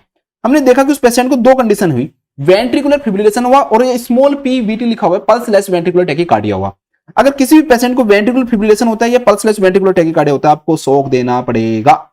शॉक देने के बाद में फिर आप जरूर सीपीआर दोगे, लेकिन उससे पहले आपको क्या देना पड़ेगा दोस्तों, शॉक देना पड़ेगा। आपको सर पहले तो सीपीआर दिया है, आप ये भी कह सकते हो सर पेशेंट को वेंट्रिकुलर फिब्रिलेशन है, आप तो कह रहे हो हमने तो पहले सीपीआर दिया। नहीं भाई, यहां पता नहीं है, यहां जो लिखा हुआ है यहां पर पता नहीं है कि उस पेशेंट को क्या था। क्यों? क्योंकि यहां पर मॉनिटर अटैच नहीं था, साफ लिखा हुआ है अटैच द मॉनिटर। मॉनिटर को अटैच करने के बाद में दोस्तों हमको पता लगा कि उस पेशेंट को क्या है, वेंट्रिकुलर फिब्रिलेशन या पल्सलेस वेंट्रिकुलर टैकीकार्डिया है, तो फिर शॉक ही देंगे, फिर हम क्या देंगे, शॉक ही देंगे, सीपीआर से भी पहले शॉक देंगे इस पेशेंट को, ध्यान रखना। इसलिए ये बहुत ज्यादा इमरजेंसी कंडीशन होती है। फिर वो आगे दे रखा है, फिर देखेंगे कि भाई शॉक देने के बाद क्या हुआ, सीपीआर दिया 2 मिनट, फिर दोबारा से शॉक देंगे, शॉकेबल सही हुई या नहीं हुई। एक्चुअली में दोनों रिदम शॉकेबल और नॉन शॉकेबल बदल जाती है। दूसरी कंडीशन ये है कि भाई रिदम शॉकेबल नहीं है, मतलब ये दोनों कंडीशन नहीं है, वीएफ और पीवीटी नहीं है, तो फिर उस कंडीशन में हम क्या देते, वो कंडीशन कौन सी है, पल्सलेस इलेक्ट्रिकल एक्टिविटी होगी या एसिस्टोल होगा, हार्ट ने बिल्कुल काम करना बंद कर दिया, लेकिन उसकी ईसीजी के अंदर वीएफ और वीएफ और पीवीटी है जो दिखाई नहीं दे रहा है, तो फिर हम उसको क्या लगाते हैं दोस्तों, एडीआर देते हैं। ठीक है, एज सुन एज पॉसिबल। आज की जो गाइडलाइन है वो पहले 5 मिनट लिखा हुआ रहता था, आजकल एज सुन एज पॉसिबल वो करते हैं। ठीक है, फिर उसको सीपीआर देते रहते हैं, बस वो देखते रहते हैं। एक्चुअली में दोनों रिदम एक दूसरे में चेंज भी होती रहती हैं। जैसे पेशेंट सोकेबल रिदम है, उसमें नॉन सोकेबल में चला जाता है, कई बार नॉन सोकेबल से सोकेबल के अंदर भी आ जाता है। सीपीआर पढ़ाऊंगा अगली 1-2 क्लास के बाद ही, आपको उसके क्वेश्चंस दे रखे हैं, तो वहां पर मैं इनको वापस से लेके आऊंगा और अच्छे से समझा दूंगा। अभी इतना टाइम नहीं है क्योंकि हम पढ़ रहे हैं, जो मेन चीज है उसके ऊपर हम क्या करेंगे दोस्तों, फोकस करेंगे। तो इसका राइट आंसर क्या होगा दोस्तों, वेंट्रिकुलर टैकीकार्डिया होगा, सॉरी वेंट्रिकुलर फिब्रिलेशन होगा, या पल्सलेस वेंट्रिकुलर टैकीकार्डिया होता तो भी सेम आंसर होता। तो लिख लो, इसमें लिखो लिखो प्रायोरिटी के अकॉर्डिंग पल्सलेस वेंट्रिकुलर टैकीकार्डिया या वेंट्रिकुलर फिब्रिलेशन के पेशेंट को सबसे ज्यादा प्रायोरिटी देनी पड़ती है, सबसे ज्यादा प्रायोरिटी देनी पड़ती है, नहीं तो उसकी डेथ हो सकती है, नहीं तो उसकी डेथ हो सकती है, नहीं तो उसकी डेथ हो सकती। ठीक है, बस हो गया। नेक्स्ट क्वेश्चन देखते हैं। नेक्स्ट क्वेश्चन है कि while A pacemaker catheter is being inserted. एक पेशेंट है दोस्तों, उसके अंदर हम क्या कर रहे हैं, पेसमेकर जो कैथेटर है वो क्या कर रहे हैं दोस्तों, इंसर्ट कर रहे हैं। हार्ट रेट ड्रॉप टू, अब उस पेशेंट के अंदर जो हार्ट रेट है ना वो दोस्तों ड्रॉप हो गई और 38 बीट्स पर मिनट हो गई। हम जानते हैं 60 ड्रॉप पर मिनट से अगर हार्ट रेट कम है तो वो क्या है दोस्तों, ब्रेडिकार्डिया है। हमने पेशेंट के कैथेटर लगा रहे थे, पेसमेकर कैथेटर डाल रहे थे, और उसकी जो हार्ट रेट है दोस्तों वो कितनी आ गई, 38 बीट्स पर मिनट आ गई। What medication should the nurse expect the health care provider to prescribe. आपको क्या लगता है दोस्तों कि इन सारी जो मेडिकेशन हैं उनमें से हेल्थ केयर जो प्रोवाइडर है वो कौन सी मेडिकेशन क्या करेगा दोस्तों, प्रिस्क्राइब करेगा। डिजोक्सिन करेगा, लिडोकेन करेगा, एमाइडोरोन करेगा या एट्रोपिन सल्फेट करेगा। मतलब कि हमें ऐसी ड्रग देखनी है दोस्तों जो कि हार्ट रेट को क्या करती है, इंक्रीज करती है। ठीक है, हमें इंक्रीज करवानी है, डिक्रीज तो करवानी नहीं है। पहली ड्रग है दोस्तों डिजोक्सिन। डिजोक्सिन की कैटेगरी लिखो, कार्डियक ग्लाइकोसाइड है ये एक। Digoxin is a cardiac glycoside, अब जो डिजोक्सिन है ना दोस्तों, ध्यान रखना हार्ट रेट को क्या करती है, कम करती है। पहले से हार्ट रेट कम है, क्या और कम करना चाहोगे, नहीं, तो हार्ट इसका मतलब ब्रेडिकार्डिया के अंदर डिजोक्सिन क्या रहती है, कॉन्ट्राइंडिकेटेड होती है, डिजोक्सिन को हम नहीं देते हैं। ठीक है, एंटी एरिथमेटिक जो ड्रग्स है दोस्तों उनकी कुछ क्या होती है, कैटेगरीज होती हैं। इसमें तो मैं आपको क्या एट्रोपिन के बारे में पढ़ाऊंगा, आगे क्वेश्चन आएगा एक, उसमें मैं एंटी एरिथमेटिक का जो क्लासिफिकेशन है ना वो थोड़ा सा मैं आपको बता दूंगा कि भाई इसके अंदर कौन कौन से 4 मेनली क्लासिफिकेशन होते हैं। नेक्स्ट है दोस्तों लिडोकेन, तो यहां पर हम लिडोकेन भी नहीं देते हैं। लिडोकेन ध्यान रखना एक सोडियम चैनल ब्लॉकर है, और इसकी जो क्लास आती है दोस्तों, क्लास फर्स्ट बी आती है। ठीक है, आगे मैं सारी क्लास बता दूंगा आपको एक बार, है ना। क्लास फर्स्ट बी आती है, इसके अंदर कौन सी क्लास आती है, क्लास फर्स्ट बी आती है। और ये क्या है दोस्तों, सोडियम चैनल ब्लॉकर है। दिस इज, इधर लिख देता हूं यार, आपको दिखेगा नहीं, इधर लिख देता हूं ब्रैकेट में, ये एक सोडियम चैनल ब्लॉकर है। ठीक है, तो ये ड्रग भी हम नहीं देते हैं। नेक्स्ट है दोस्तों एमाइडोरोन, लिडोकेन, एमाइडोरोन, ये तो ज्यादातर जो हार्ट रेट है दोस्तों वो क्या हो जाती है, ज्यादा होती है ना, तब हम देते हैं। ठीक है, मेनली वेंट्रिकुलर्स कोई भी प्रॉब्लम्स होती हैं उनके अंदर देते हैं। ठीक है, ज्यादा टैकीकार्डिया हो रहा है, वेंट्रिकुलर टैकीकार्डिया हो रहा है, ज्यादा पल्स रेट इंक्रीज हो रही है, तो उस कंडीशंस के अंदर हम ये देते हैं। लेकिन यहाँ पर हम ये नहीं देते हैं। एट्रियल फिब्रिलेशन है उसके अंदर देते हैं हम, ठीक है, एमेडरोन, लिडोकेन, तो यहाँ पर नहीं देंगे। तो इसका एक क्वेश्चन मैं इसलिए लिखा रहा हूँ, ये क्लास फर्स्ट भी सिंपल सा क्वेश्चन आ जाए कि लिडोकेन जो है वो कौन सी एंटी एरिथमेटिक ड्रग है। एक्चुअली एंटी एरिथमेटिक जो ड्रग्स है मैं थोड़ा सा आपको समझ देता हूँ। इनका क्लासिफिकेशन होता है, इनका हम 4 भागों में बांटते हैं भाई, फर्स्ट, ठीक है, सेकंड, थर्ड और फोर्थ, ठीक है। तो 4 प्रकार की होती है भाई, class first, class second, class third और क्लास फोर्थ। जैसे क्लास फर्स्ट जो आती है दोस्तों, उसके अंदर सारी सोडियम चैनल ब्लॉकर आती है, ठीक है। चलो एक बार शॉर्ट में लिखा देता हूँ। उसके अंदर 4 प्रकार की आती हैं, फर्स्ट, सेकंड, थर्ड और फोर्थ। कई बुक्स में आजकल अदर्स भी लिखा होने लगा, लेकिन आप 4 याद कर लो बहुत है। तो जो फर्स्ट है दोस्तों, उसको हम बोलते हैं सोडियम चैनल ब्लॉकर आती है उसके अंदर। आगे और अच्छा से पढ़ा दूंगा मैं थोड़ा सा जब आगे आएगा, अभी एट्रोपिन पे ज्यादा फोकस करूंगा। तो फर्स्ट जो है दोस्तों वो सोडियम चैनल ब्लॉकर होती है। सेकंड है beta blocker, beta adrenergic blocker भी लिखा हुआ सकता है, या फिर सीधा क्या लिखा हुआ सकता है, जो बीटा ब्लॉकर है वो भी लिखा हुआ सकता है। नेक्स्ट है दोस्तों जो पोटेशियम, पोटेशियम चैनल के जो ब्लॉकर्स हैं वो इसके अंदर आएंगे। तो पोटेशियम चैनल ब्लॉकर या पोटेशियम ब्लॉकर, चैनल ब्लॉकर, ये ड्रग आएगी। और चौथी जो कैटेगरी आती है that is calcium channel blocker. तो एंटी एरिथमेटिक जो ड्रग्स है ना दोस्तों, उनकी 4 क्लास होती है। सिंपल सा क्वेश्चन आ जाए कि भाई सेकंड क्लास के अंदर कौन सी आती है, थर्ड में कौन सी आती है। अब आपको सिर्फ आपने इधर है ना, आपने ये लिखा रखा है lidocaine is class first B. Actually class first जो है ना उसको भी हम 3 भागों में बांटते हैं, फर्स्ट ए, फर्स्ट बी और फर्स्ट सी। वो आपको मैं आगे पढ़ा दूंगा। तो इनको याद कर लेना भाई, सोडियम चैनल जो ब्लॉकर्स हैं उनके अंदर कौन कौन सी ड्रग्स आती हैं, ऐसे पूछ लेते हैं, ठीक है, कि प्रोकेनामाइड किसके अंदर आती है, मेटाप्रोलोल है, वो प्रोप्रानोलोल है, वो किसके अंदर आएगी, ठीक है। या फिर सिंपल सा एमाइडरोन पूछ लें, ठीक है, जैसे calcium channel sorry potassium channel blocker है वो एमाइडरोन है, तो वो एमाइडरोन पूछ ले भाई कौन सी कैटेगरी की ड्रग होती है। या फिर आपसे ये पूछ लें कैल्शियम चैनल ब्लॉकर के अंदर कौन कौन सी आती है, वो तो शायद सबको पता होगा, जैसे वेरापेमिरोल जो डिलजैम है या डिल्टियाजैम के नाम से आती है वो। तो इसको याद करने का तरीका क्या है, सोडियम है ना, सोडियम चैनल ब्लॉकर है, देखो सोडियम ऐसे लिखेंगे, सोडियम याद करवा रहा हूं इसलिए मैं ना। तो इसको ऐसे याद रखना, सोरी क्या लिखोगे, सोरी, बी मतलब भाई, सोरी भाई क्या चाहिए या कुछ चाहिए, सोरी भाई कुछ चाहिए। हम किसी को पूछ रहे, कोई बोले भाई, कोई आपको आके धीरे से बोला, आपको सुना नहीं भाई मुझे ये पकड़ाना, आपको सुना नहीं क्या पकड़ाना है, आप क्या कहोगे, सॉरी भाई कुछ चाहिए। तो सॉरी मतलब सोडियम चैनल ब्लॉकर, भाई मतलब बी बीटा ब्लॉकर, के मतलब कुछ मतलब के मतलब पोटेशियम चैनल ब्लॉकर, और चाहिए मतलब सी, ऐसे तो लिखते हैं चाहिए सी, सी मतलब कैल्शियम चैनल ब्लॉकर। तो ये कैटेगरीज थोड़ी सी याद रख लेना दोस्तों।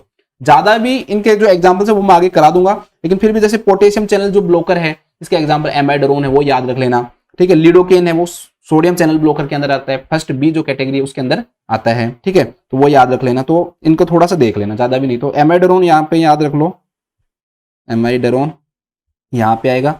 लिडोकेन की इसमें 3 कैटेगरी होती हैं, लेकिन आप तो बस इतना लिख लो, लिडोकेन लिख लो अभी तो। और बाकी प्रोकेनामाइड है वो सब मैं आपको आगे बताऊंगा, फ्लिकेनाइड आती है, प्रोकेनामाइड आती है, ठीक है, ये सब मैं आपको आगे बताऊंगा। प्रोकेनाइड होती है, प्रोकेनाइड है ना। तो ये सारी कैटेगरीज होती हैं। अब लास्ट जो ड्रग है दोस्तों दैट इज एट्रोपिन सल्फेट। ये सारी इंक्रीज करती नहीं है, डिक्रीज करने का काम करती है, लेकिन ये एट्रोपिन सल्फेट ही एक ऐसी ड्रग होती है दोस्तों जो कि हार्ट रेट को क्या करती है, इंक्रीज करती है। तो इसका जो राइट आंसर होगा वो क्या होगा दोस्तों, एट्रोपिन सल्फेट होगा। अब हमारी क्लास में ऐसे तो चलता नहीं है, वैसे इतना पढ़ लिया, अब कुछ एट्रोपिन के बारे में पढ़ते हैं, बहुत इंटरेस्टिंग चीजें आज हम एट्रोपिन के बारे में पढ़ते हैं। चलो लिखते हैं एट्रोपिन। पहली चीज ध्यान रखना, एट्रोपिन का पहला क्वेश्चन बनता है कि भाई एट्रोपिन को प्राप्त कहां से किया जाता है। तो एट्रोपिन को ना देखो याद करने की कितनी अच्छी चीजें आएंगी, आज आपको बहुत सारी इंटरेस्टिंग चीजें बताऊंगा मैं।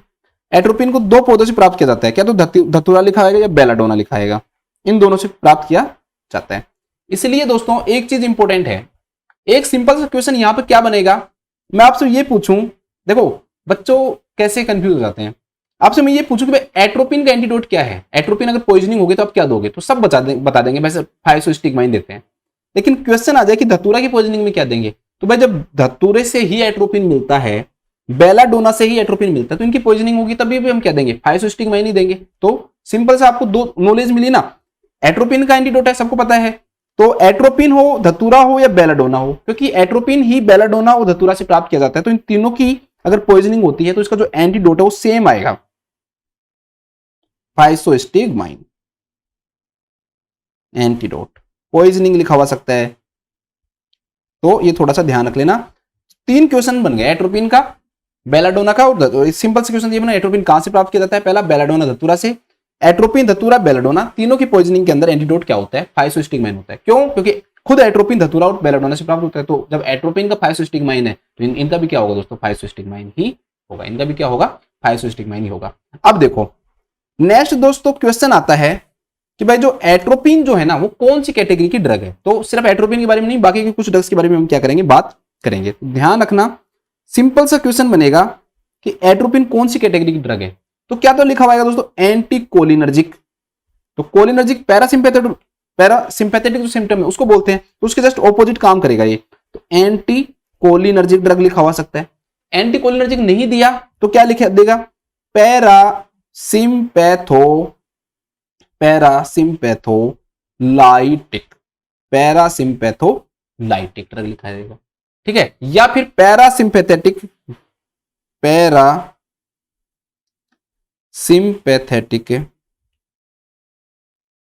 ब्लॉकिंग एजेंट, या फिर क्या लिखाएगा, पैरासिम्पैथेटिक ब्लॉकिंग एजेंट के नाम से आएगा। सिंपल सी बात देखो, हम जानते हैं sympathetic nervous system heart rate को क्या करता है, इंक्रीज करता है। पैरासिम्पैथेटिक क्या करता है, कम करता है। अब कम कर रहा है तो उसको हमें रोकना है। अब उसको हमें अगर रोकना है तो हम क्या करेंगे, ऐसी ड्रग देंगे जो कि पैरासिम्पैथेटिक सिस्टम को रोक रही है। तो कौन सी है वो, देखो एट्रोपिन को क्या लिखा है मैंने आपको, एंटीकोलिनर्जिक पैरासिम्पैथेटोलाइटिक, तो कम नहीं होने देंगे तो उसको बढ़ाती है। तो इस प्रकार से भी आप इसको याद रख सकते हो। अगर आप कभी भी सिंपैथेटिक या पैरासिम्पैथेटिक में भूल जाओ और आपको ये याद रहेगी भाई एट्रोपिन जो हार्ट रेट को क्या करती है दोस्तों, इंक्रीज करती है, तो उससे आपको ये सब चीजें क्या हो जाएंगी दोस्तों, याद हो जाएंगी, ठीक है। ध्यान रखना मेनली जो एट्रोपिन है या फिर ये जो ड्रग्स हैं, मतलब और भी ड्रग्स हो सकती हैं इसके अंदर, पैरासिम्पैथेटोलाइटिक या एंटीकोलिनर्जिक जो ड्रग्स हैं, कोलिनर्जिक जो ड्रग्स हैं वो मेनली दोस्तों इनके रिसेप्टर्स पे काम करेंगी, ठीक है। जो रिसेप्टर्स हैं उनके ऊपर काम करेंगी। तो 3 रिसेप्टर्स मेनली, वैसे तो 5 रिसेप्टर होते हैं लेकिन मेनली 3 पे काम करती हैं ये, M1, M2 और M3। हम जानते हैं दोस्तों कि इसका जो मेन पैरासिम्पैथेटिक का जो मेन जो न्यूरोट्रांसमीटर होता है दैट इज एसिटाइलकोलिन होता है। तो एसिटाइलकोलिन को भी काम करने के लिए क्या चाहिए दोस्तों, रिसेप्टर्स चाहिए। कोलिनर्जिक रिसेप्टर्स के नाम से जानते हैं या एसिटाइलकोलिन रिसेप्टर्स के नाम से जानते हैं। उनके अंदर आते हैं भाई कौन कौन से होते हैं, कहीं भी कोई भी जो हार्मोन हो या ये न्यूरोट्रांसमीटर, इनको काम करने के लिए क्या चाहिए, रिसेप्टर्स चाहिए। कहीं जाके जुड़ेगा तो जहां जुड़ता है वो 3 प्रकार के रिसेप्टर्स होते हैं मेनली, M1, M2, M3। वैसे तो M4 और M5 भी होता है पर वो इतना इंपॉर्टेंट नहीं है, ठीक है। इनको हम मस्करेनिक के नाम से भी जानते हैं। तो सिंपल से पूछ ले कि भाई कौन से रिसेप्टर्स को ब्लॉक करती हैं, तो मस्करेनिक भी लिखा हुआ सकता है, M1, M2, M3 भी लिखा हुआ आ सकता है, मस्करेनिक, ठीक है। बस थोड़ा सी डिटेल ये डाल रहा हूँ, सीधा सा क्वेश्चन बन जाएगा मस्करेनिक के खिलाफ कौन से रिसेप्टर्स के खिलाफ काम करते हैं, तो मस्करेनिक लिखा हुआ जाए, आप घबरा जाओ कि ये क्या है। तो ये एंटी मतलब ये क्या है दोस्तों, जो पैरासिम्पैथेटिक जो सिम्टम है, जो सिस्टम है उसके अंदर जो एसिटाइलकोलिन है जो जहां जुड़ता है, तो उन रिसेप्टर्स को हम किस नाम जानते हैं, मस्करेनिक रिसेप्टर्स के नाम से जानते हैं। M1, M2 और M3 जो रिसेप्टर्स है दोस्तों उनके नाम से जानते हैं। M1 मेनली जो स्टोमक है दोस्तों उसमें पाया जाता है हमारा। M2 जो है दोस्तों वो हमारा कहां पाया जाता है, हार्ट के अंदर पाया जाता है। और बाकी के जितने भी जो जगह होती है दोस्तों उसमें क्या पाया जाता है, मेनली M3 पाया जाता है, ठीक है। जैसे ब्रोंकाई हो गई, आपका ब्लैडर हो गया, GI जो ट्रैक्ट है दोस्तों वो हो गई, प्यूपिल हो गया, ग्लैंड्स हो गई, तो उन सब में कौन सा पाया जाता है, M3 पाया जाता है। तो M1 स्टोमक में पाया जाता है, M2 जो हार्ट में, और बाकी की जितनी भी जो जगह होती है दोस्तों वो उसमें कौन सा रिसेप्टर पाया जाता है, आपका M3 रिसेप्टर पाया जाता है, ठीक है। कोई इतना ज्यादा काम का नहीं है, कोई दिक्कत नहीं है। अगर आपको यही याद हो रहा तो भी इसको भूल जाओ, बस इतना याद रख लो कि पैरासिम्पैथेटिक नर्वस सिस्टम को काम करने के लिए रिसेप्टर चाहिए, जिन्हें हम किस नाम से जानते हैं दोस्तों, मस्करेनिक रिसेप्टर के नाम से हम उसे जानते हैं। उसे हम किस नाम जानते हैं दोस्तों, मस्करेनिक जो रिसेप्टर्स हैं उनके नाम से हम उसे जानते हैं। अब देखो, अब मैं आपको इसको तरीके से पढ़ाऊंगा, ऐसे नहीं पढ़ाऊंगा कि कैसे भी पढ़ा दिया। सबसे पहले हम बात करेंगे दोस्तों कि पैरासिम्पैथेटिक नर्वस सिस्टम है ना वो क्या क्या काम करता है, जो हमारे एट्रोपिन से रिलेटेड है उसको हम लेके आएंगे, ठीक है। तो आपका कोलिनर्जिक जो सिम्टम है वो जो काम करेगा, तो एट्रोपिन जस्ट उसका क्या करेगा दोस्तों, ऑपोजिट काम करेगा। तो अगर मैं आपको ये लिखा दूं तो इसके जस्ट ऑपोजिट है वो ये हो जाएगा। तो पहली बात, पैरासिम्पैथेटिक नर्वस सिस्टम के कारण क्या होता है दोस्तों, पेशेंट को डायरिया होता है, ठीक है। क्या होता है, डायरिया। क्या होता है, डायरिया। या फिर जो एसिड है ना दोस्तों वो क्या होता है, इंक्रीज होता है। ध्यान रखना, पैरासिम्पैथेटिक नर्वस सिस्टम एसिड को क्या करता है दोस्तों, इंक्रीज करता है। एसिड को क्या करता है, इंक्रीज करता है, पहला। दूसरा दोस्तों याद करवा दूंगा, टेंशन मत करना। दूसरा, पैरासिम्पैथेटिक नर्वस सिस्टम है दोस्तों वो क्या कोज करवाता है, यूरिनेशन कोज करवाता है। थर्ड है, पैरासिम्पैथेटिक नर्वस सिस्टम है दोस्तों क्या कोज करवाता है, आपका मायोसिस कोज करवाता है, ठीक है। प्यूपिल साइज को कम करता है, मिडरेसिस मतलब बढ़ाना और ये मतलब कम करना। पैरासिम्पैथेटिक नर्वस सिस्टम है वो क्या कोज करवाता है दोस्तों, ब्रेडी कार्डिया कोज करवाता है। क्या कोज करवाता है, ब्रेडी कार्डिया कोज करवाता है। क्या कोज करता है? ब्रेडिकार्डिया। इसके अलावा ब्रोंकोस्पाज्म कोज करवाता है। इसके अलावा क्या करवाता है? चलो नेक्स्ट आगे लिख देता हूं। ब्रोंकोस्पाज्म, जो ब्रोंकाई उनका स्पाज्म भी करवाता है, ब्रोंकोस्पाज्म करवाता है। साथ में जो ब्रोंकियल जो सीक्रेशंस है ना दोस्तों, उनको भी क्या करता है? इंक्रीज करता है। क्योंकि मुझे एट्रोपिन में आपको वहां पर पढ़ाना पड़ेगा कि ब्रोंकियल सीक्रेशंस को ये क्या करता है? कम करता है। जो ब्रोंकियल जो सीक्रेशंस है दोस्तों, उनको भी क्या करते हैं? पैरासिम्पैथेटिक नर्वस सिस्टम की बात कर रहा हूं यहां पे, ध्यान रखना मैं भाई, पैरासिम्पैथेटिक नर्वस सिस्टम या कोलिनर्जिक जो सिस्टम है दोस्तों, क्या काम करता है? मैं एट्रोपिन का नहीं बता रहा, एट्रोपिन तो जैसे इसका उल्टा करेगा।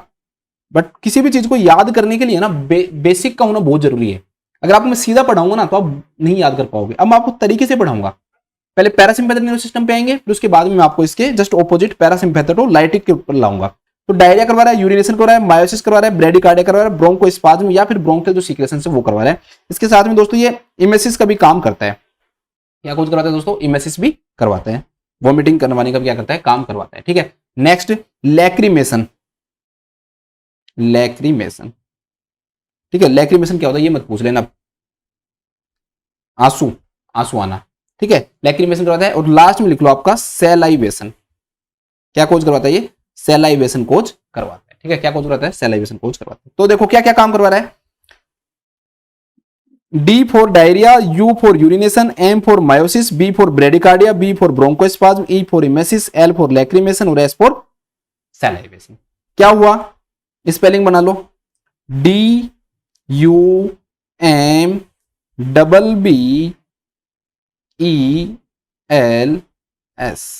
डम्बल्स। याद हो जाएगा। एट्रोपिन को अच्छे से याद करवाऊंगा आपको मैं, इसलिए तरीके से लेके जा रहा हूं। ऐसे मत सोचना सर डिटेल में ज्यादा मत जाओ इतना, क्योंकि मेरे लिए बहुत जरूरी होता है कि आपको अगर समझ में आए। ठीक है, ऐसा कोई नहीं है कि मैं पढ़ा दूं, पढ़ाने में सीधा आपको एट्रोपिन के फंक्शन बताने लग जाता तो आप कभी याद ही नहीं कर पाओगे। मैं आपको याद करवाऊंगा, क्योंकि पहले आपको पैरासिम्पैथेटिक नर्वस सिस्टम आना चाहिए, तभी तो जस्ट उसके ऑपोजिट जो काम है दोस्तों वो समझ पाओगे आप। तो ये सारे काम करवा रहा है, डंबल्स काम करवा रहा है आपका पैरासिम्पैथेटिक नर्वस सिस्टम। अब मैं आपको एक एक करके लेके आऊंगा, एक एक करके क्या करके आऊंगा? लेके आऊंगा कि जो एट्रोपिन है या फिर बाकी की भी ड्रग्स है, ध्यान रखना सिर्फ हम एट्रोपिन की बात नहीं करेंगे, जितनी भी जो ड्रग्स है दोस्तों, जो पैरासिम्पैथेटोलाइटिक ड्रग्स हैं, ठीक है, जो पैरासिम्पैथेटोलाइटिक ड्रग है या एंटीकोलिनर्जिक ड्रग है या फिर पैरासिम्पैथेटिक ब्लॉकिंग एजेंट है, ये क्या काम करते हैं? एट्रोपिन जस्ट ये एग्जांपल, एक इनका एग्जांपल है, और भी ड्रग्स होती है इसके अंदर, तो उनकी भी हम थोड़ी थोड़ी क्या कर लेंगे? बात कर लेंगे, क्योंकि पता नहीं कहां से क्वेश्चन आ जाए। और interesting hospital practical based question भी मतलब इसमें मैं बताऊंगा। कुछ बच्चे मतलब हॉस्पिटल में काम करते हैं, कुछ ड्रग्स हैं उनको पता नहीं होता कि भाई कौन सी ड्रग है, बट वो यूज करते रहते हैं। ठीक है, तो उसके बारे में हम क्या करेंगे दोस्तों? बात करेंगे। पहला है डायरिया। अब एट्रोपिन डायरिया नहीं करवाता, ये मत लिखना, मैं तरीके से लेके आ रहा हूं, तो उल्टा मत पढ़ लेना कि कहीं मेरे को बाद में फंसा दो तुम कि सर आपने जो डायरिया लिखवा दिया था। भाई मैं डायरिया पैरासिम्पैथेटिक नर्वस सिस्टम को बता रहा हूं। अब मैं आपको एट्रोपिन के ऊपर लेके आऊंगा। दूसरी चीज मैंने आपको क्या बताया दोस्तों, ये एसिड को क्या करता है? इंक्रीज करता है। तो जो पैरासिम्पैथेटोलाइटिक जो ड्रग्स है ना दोस्तों, वो क्या काम करेंगी? जस्ट इसका ऑपोजिट काम करेंगी। ठीक है, पैरा या एंटीकोलिनर्जिक लिखूंगा मैं, एसी लिख दिया करूंगा। ठीक है, आप समझ जाना कि एंटीकोलिनर्जिक ड्रग्स क्या काम करती हैं। तो एंटीकोलिनर्जिक ड्रग्स इसका उल्टा काम करेंगे दोस्तों। क्या करेंगे? इसका उल्टा काम करेंगे। तो एक्चुअली में एक तो क्या करती है, ये जो एसिड है उसको बढ़ा हुआ है तो उसको क्या करती है दोस्तों? कम करने का काम करती है। एसिड को क्या करती है दोस्तों? कम करती है। एक साथ में दोस्तों ये पेरिस्टालसिस जो मूवमेंट है ना, उसको भी क्या करता है? एट्रोपिन कम करता है। पेरिस्टालसिस मूवमेंट को कम करता है, ध्यान रखना। पेरिस्टालसिस मूवमेंट को भी क्या कर देता है दोस्तों? ये कम कर देता है। भाई डायरिया उसमें बढ़ रहा है, जहां पर पेरिस्टालसिस मूवमेंट क्या हो जाएंगे दोस्तों? कम हो जाएंगे। तो एंटीकोलिनर्जिक ड्रग क्या काम करेंगे दोस्तों? एसिड को कम करेंगी और पेरिस्टालसिस मूवमेंट को भी कम करेंगी। एंटीकोलिनर्जिक जो ड्रग्स है ना दोस्तों, उसको हम पेप्टिक अल्सर डिजीज के अंदर क्या करते हैं? यूज करते हैं, लेकिन एट्रोपिन का यूज नहीं करते हैं। आपको सर ये क्या कह रहे हो? एक्चुअली में जो एट्रोपिन है वो दोनों काम करता है, एसिड को भी कम करता है और पेरिस्टालसिस मूवमेंट को भी कम करेगा। एसिड को कम कर रहा है, ये अच्छी बात है, हम यूज करेंगे। भाई एसिड को कम कर, अच्छी बात है, एसिड कम हो रहा है, तो जो पेप्टिक अल्सर डिजीज है उसके अंदर हम यूज कर सकते हैं। लेकिन एक गड़बड़ी यहां पर ये कर देता है, एट्रोपिन की पेरिस्टालसिस मूवमेंट को भी कम कर दिया। अब एसिड क्या होगा? जमा हो जाएगा, एसिड आगे जा ही नहीं पाएगा, क्योंकि पेरिस्टालसिस मूवमेंट तो क्या हो गया? कम हो गया। इसलिए ध्यान रखना, जो एट्रोपिन है उसको हम पेप्टिक अल्सर डिजीज के अंदर यूज नहीं करते हैं। लेकिन इससे ऐसी ड्रग्स बनाई गई हैं दोस्तों, वो क्या काम करती हैं कि एसिड को तो कम कर देती हैं, लेकिन पेरिस्टालसिस मूवमेंट के ऊपर कोई प्रभाव नहीं डालती हैं। ये ड्रग क्या काम कर देती हैं दोस्तों? एसिड को तो कम करती हैं, लेकिन पेरिस्टालसिस मूवमेंट को कम नहीं करती। पेरिस्टालसिस मूवमेंट को कम नहीं करती। ऐसी एंटीकोलिनर्जिक ड्रग्स हम यूज करते हैं। उसका जो एग्जांपल है दोस्तों वो बिल्कुल सिंपल है, टेलेनजेपिन। ठीक है, मुझे पता है पहली बार जब सुनते हैं तो ऐसे लगता है कि सर क्या बता रहे हो, पता ही नहीं चल रहा। इसका एग्जाम्पल है टेलेंजेपिन, TELENZEPIN, ठीक है। एक होती है पिरेंजेपिन और एक टेलेंजेपिन, तो एक याद रख लो तो भी बहुत है। वैसे या तो दो ही वर्ड करनी है आपको, टेलेन एंड पिरेन, आगे तो जेपिन दोनों में है, ठीक है। तो टेलेंजेपिन और पिरेंजेपिन, पिरेंजेपिन। ये ड्रग क्या काम करेंगी, एसिड को तो कम कर देंगी। अब पेप्टिक अल्सर डिजीज में हमें एसिड कम चाहिए, लेकिन ये पेरिस्टाल्सिस मूवमेंट को कम नहीं करती, तो जो एसिड वो जमा नहीं होगा। लेकिन एट्रोपिन का यूज क्यों नहीं करते हैं, क्योंकि एट्रोपिन एसिड को तो कम कर देता है, लेकिन साथ में एक गड़बड़ कर देता है, ये पेरिस्टाल्सिस मूवमेंट को भी क्या कर देता है, कम कर देता है। एक क्वेश्चन सिंपल सा बनेगा कि atropine is contraindicated in, answer आएगा पेप्टिक अल्सर डिजीज। आंसर क्या आएगा, पेप्टिक अल्सर डिजीज। इसलिए मैं ये पढ़ा रहा हूं, बस सिंपल से एक लाइन के लिए पढ़ा रहा हूं मैं इतना सब आपको कि एट्रोपिन इज कॉन्ट्राइंडिकेटेड इन, कारण भी समझा दिया। तो atropine is contraindicated in peptic ulcer disease. बोलो बना क्वेश्चन, ठीक है, बस बहुत ज्यादा नहीं जाना। सेकंड क्या था, DU, you for urination. Second दोस्तों आपका यूरिनेशन। पैरासिम्पैथेटिक सिस्टम क्या काम करता है, जो आपकी डिट्रेसर मसल उसको कॉन्ट्रैक्ट करवाता है, और जो इंटरनल जो स्फिंक्टर है दोस्तों उसको क्या करवाता है, रिलैक्स करवाता है, जिसके कारण क्या होता है, यूरिनेशन होता है, ठीक है। तो पैरासिम्पैथेटिक नर्वस सिस्टम की बात कर रहा हूं, एंटीकोलिनर्जिक ड्रग की बात नहीं कर रहा, ध्यान रखना। पैरासिम्पैथेटिक नर्वस सिस्टम क्या करेगा दोस्तों, कि जो आपके ब्लैडर के अंदर डिट्रेसर मसल है उसको तो करवाएगा कॉन्ट्रैक्ट, यहां तो क्या करवाएगा, कॉन्ट्रैक्शन करवाएगा। और इंटरनल जो स्फिंक्टर है, इंटरनल जो स्फिंक्टर है उसको क्या करवाएगा दोस्तों, रिलैक्स करवाएगा। उसके कारण क्या होगा, यूरिनेशन होगा। तो ये यूरिनेशन में क्या कर रहा है, हेल्प कर रहा है। अब नेक्स्ट देखो, ये क्या कॉज करेगी, एट्रोपिन या फिर ये जो ड्रग्स है दोस्तों ये क्या कॉज करेंगी, सिंपल सी बात है, यूरिनरी रिटेंशन, ठीक है। एंटीकोलिनर्जिक लिखता हूं, AC करके लिखता हूं, समझ जाना। तो एंटीकोलिनर्जिक ड्रग्स क्या काम करेंगे दोस्तों, यूरिनरी रिटेंशन कॉज करेंगे, यूरिनरी रिटेंशन। अब सिंपल सी बात ये है कि भाई ये ड्रग अगर यूरिनरी रिटेंशन कॉज करवा रही हैं तो इनको नहीं देंगे, किस में नहीं देंगे, यूरिनरी रिटेंशन में नहीं देंगे। तो atropine is contraindicated in urinary retention. ये फिर पैरासिम्पैथेटिक ड्रग्स में लिखा हुआ सकता है तो भी, और साथ में बिनाइन प्रोस्टेट हाइपरप्लेजिया दोस्तों, हाइपरप्लेजिया है उसके अंदर भी सेम ये यूरिनरी रिटेंशन की प्रॉब्लम रहती है, तो उसमें भी नहीं देंगे। तो दो क्वेश्चन यहां पर हमारे ये बन गए। पहला क्वेश्चन तरीके से आए हम, किसमें है कॉन्ट्राइंडिकेटेड, पेप्टिक अल्सर डिजीज में। कारण क्या था कि एसिड को तो कम करती है, अच्छी बात है, लेकिन पेरिस्टाल्सिस मूवमेंट को भी कम कर देती है एट्रोपिन। नेक्स्ट कॉन्ट्राइंडिकेटेड क्यों है, क्योंकि ये यूरिनरी रिटेंशन और BPH कोज करवाती है। क्यों कोज करवाती है, क्योंकि पैरासिम्पैथेटिक नर्वस सिस्टम डिट्रेशन मसल को कॉन्ट्रैक्ट करके और इंटरनल स्फिंक्टर को रिलैक्स करके यूरिनेशन करवा रहा है। अब ये यूरिनेशन उल्टा करेंगे काम, भाई एंटीकोलिनर्जिक जस्ट ऑपोजिट काम करेंगे। जब ऑपोजिट काम करेंगे तो यूरिन रिटेंशन कोज करेंगे, और यूरिन रिटेंशन कोज करेंगे तो यूरिन रिटेंशन और BPH के अंदर तो भाई हम नहीं दे पाएंगे। थर्ड बहुत इंपॉर्टेंट है भाई, मायोसिस। थर्ड इज मियोसिस या मायोसिस, जैसे भी आप लिखते हो उसको। पैरासिम्पैथेटिक नर्वस सिस्टम क्या कॉज करवा रहा है, मियोसिस, ठीक है। उस भाई मैं फिर बोल रहा हूं कि कंफ्यूज मत हो जाना, मैं ऊपर जो हेडिंग डालता हूं वो पैरासिम्पैथेटिक नर्वस सिस्टम की डालता हूं, और आगे एंटीकोलिनर्जिक ड्रग या एट्रोपिन के बारे में बताता हूं। अब ध्यान रखना, क्वेश्चन है कि भाई एट्रोपिन क्या कॉज करवाती है, तो एट्रोपिन जो है ना दोस्तों वो कॉज करवाती है मिड्रेसिस, मतलब कि ये साइज को क्या करती है दोस्तों, इंक्रीज करती है। अब इसका कोई फायदा है क्या, हाँ इसका फायदा है। एक्चुअली में दोस्तों इंक्रीज करवाने के कारण जो जो हमारे रेटिना है ना उसका एग्जामिनेशन करने में क्या मिलती है दोस्तों, हेल्प मिलती है, ठीक है। पैरासिम्पैथेटिक नर्वस सिस्टम तो क्या काम करता है, मियोसिस करवा रहा है, प्यूपिल को कॉन्ट्रैक्ट करवा रहा है। इसके अलावा जो सीलियरी जो मसल्स होती है दोस्तों उनको भी क्या करवाता है, कॉन्ट्रैक्ट करवाता है। दो चीज करवाता है पैरासिम्पैथेटिक नर्वस सिस्टम, दो चीज करवा रहा है दोस्तों, ध्यान रखना। एक तो प्यूपिल का कॉन्स्ट्रिक्शन, कॉन्स्ट्रिक्शन मतलब जब तो मियोसिस हुआ ना, तो एक तो प्यूपिल का कॉन्स्ट्रिक्शन कोज करवा रहा है, और साथ में क्या कोज करवा रहा है दोस्तों, सीलियरी मसल्स का कॉन्ट्रैक्शन करवा रहा है। आई की जो सीलियरी मसल्स है उनके अंदर क्या करवा रहा है, कॉन्ट्रैक्शन करवा रहा है।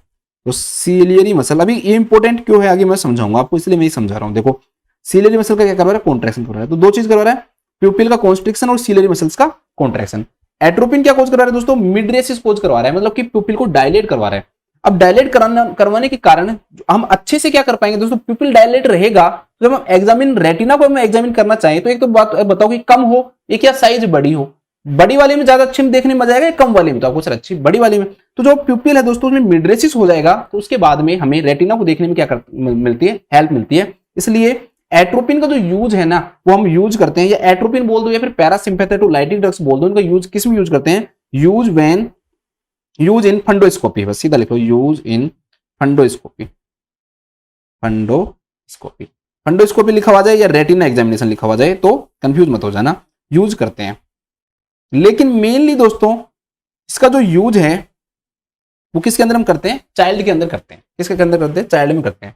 आपने जो एडल्ट है दोस्तों उसमें पढ़ा हुआ होगा, सब बच्चों ने, मतलब जो हॉस्पिटल में जो काम करते हैं ना उनको एक ड्रग का जरूर पता होगा भाई, ट्रोपिकामाइड के नाम से ड्रॉप्स आती हैं जो पीपल को क्या कर देती हैं, डायलेट कर देती हैं। जब आई की जो सर्जरी होती है उससे पहले हम ये डालकर भेजते हैं, या एग्जामिनेशन करने से पहले क्या करते हैं, ये डालते हैं। आई के जब हमें एग्जामिनेशन करना पड़ता है तो उससे पहले डालते हैं। है तो ये भी पैरासिम्पैथेटिक की ट्रोपिकामाइड भी अभी लिख दूंगा। लेकिन दोस्तों एक्चुअली में बच्चों के अंदर ये है ना इतना काम नहीं कर पाती है जितना ये एडल्ट के अंदर काम करती है, क्योंकि जो सीलियरी जो मसल्स ज्यादा स्ट्रॉन्ग होती हैं बच्चों के अंदर, तो उनके अंदर वो क्या नहीं कर पाती हैं, वो उनको पैरालिसिस नहीं करवा पाती कुछ समय के लिए, मतलब रोक नहीं पाती है।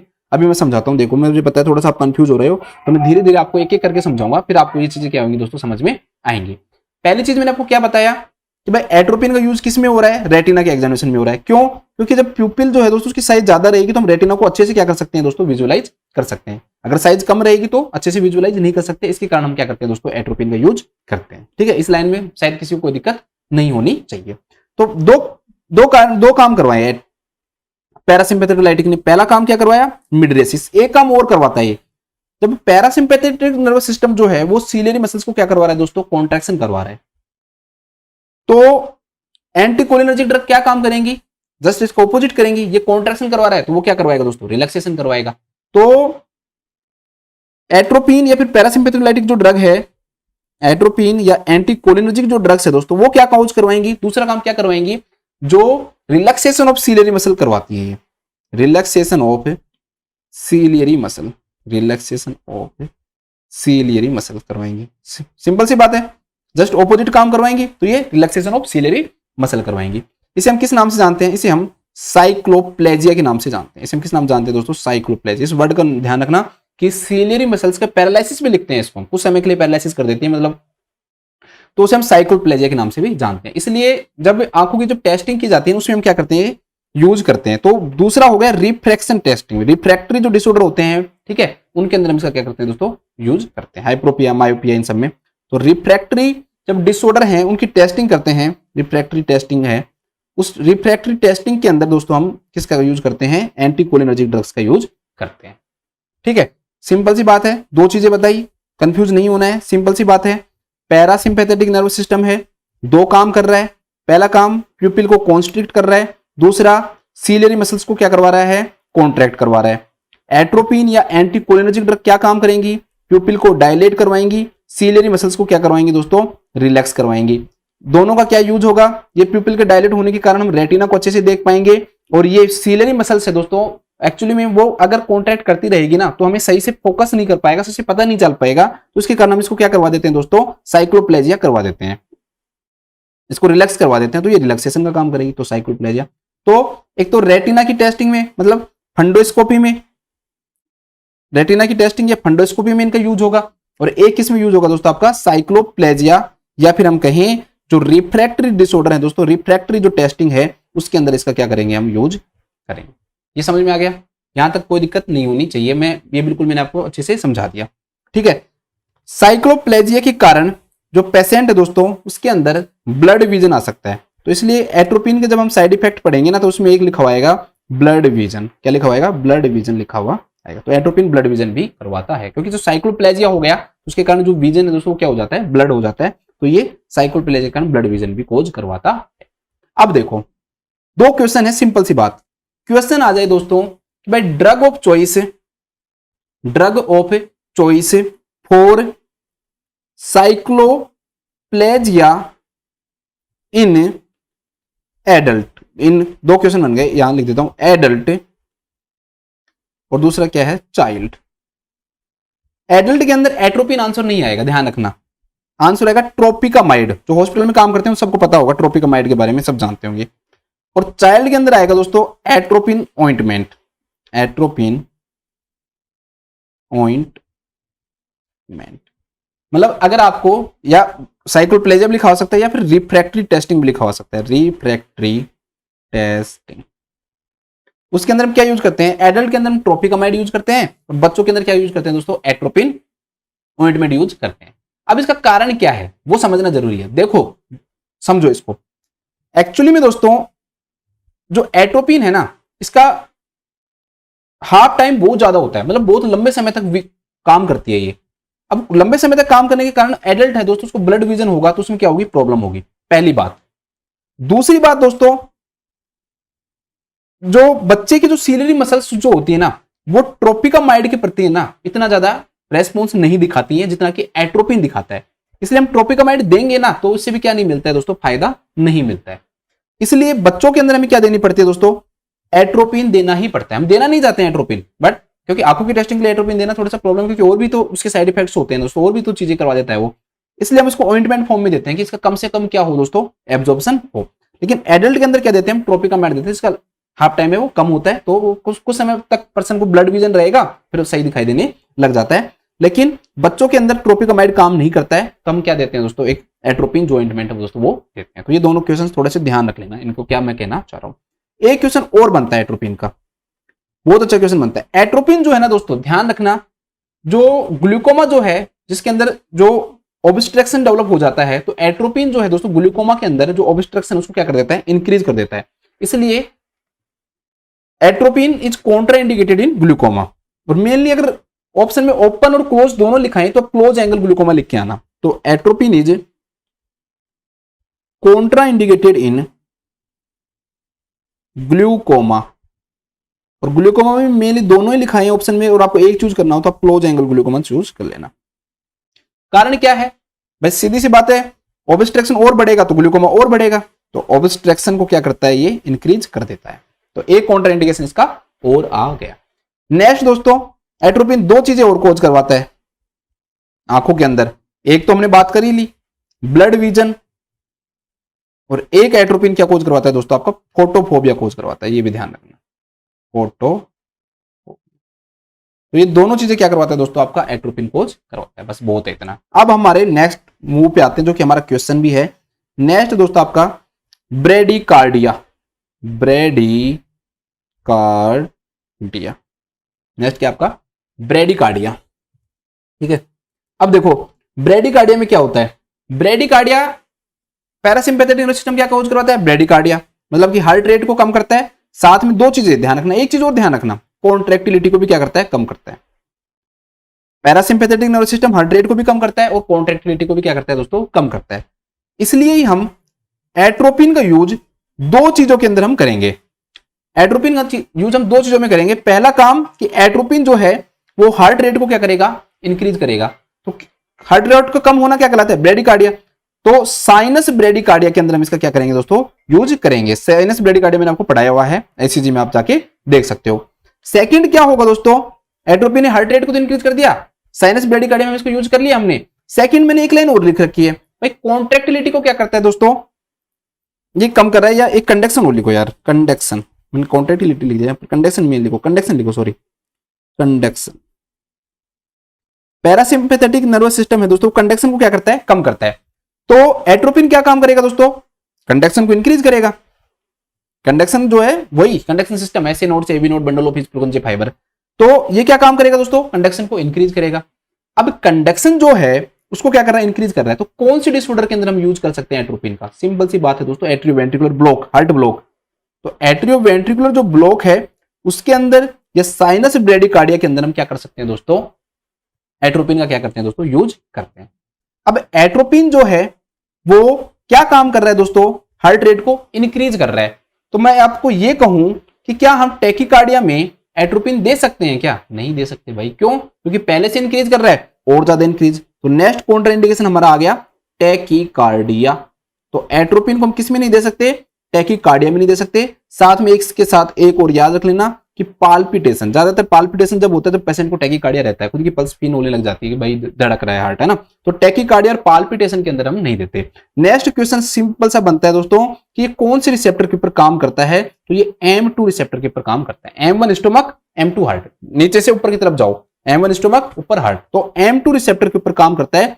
तो सिंपल सा सीधा क्वेश्चन बनेगा, तो ये बनेगा भाई कौन से रिसेप्टर के ऊपर एट्रोपिन काम करता है, तो M2 रिसेप्टर को ब्लॉक करता है। एक क्वेश्चन और बनता है दोस्तों, कौन सी नर्व को ब्लॉक करता है, कौन सी नर्व के एक्शन को ब्लॉक करता है एट्रोपिन, तो block the action of vagus nerve, block the, क्योंकि वेगस नर्व जो है वो हार्ट रेट को कम करती है। अब ये बढ़ाता है तो block the action of vagus nerve. तो ये भी क्वेश्चन आ सकता है। आपको बिल्कुल सिंपल लग रहे हैं क्वेश्चन, लेकिन बहुत अच्छे क्वेश्चन है दोस्तों। ये सिंपल सिंपल सा बनेगा, कौन सी रिसेप्टर पे काम करता है, कौन सी नर्व को ब्लॉक कर रहा है, किस में कॉन्ट्रा इंडिकेटेड होता है। ठीक है, जब मैं ये पूरे आपको ये सिम्टम्स के अकॉर्डिंग पढ़ा दूंगा ना, लास्ट तक जब आप जाओगे ना, सब चीज खत्म हो चुकी होगी एट्रोपिन पे। ठीक है, कोई भी चीज ऐसे आपको टफ नहीं लगेगी, ये बहुत सिंपल लगेगा आपको। नेक्स्ट आ जाओ। नेक्स्ट है दोस्तों आपका ब्रोंकियल सीक्रेशंस।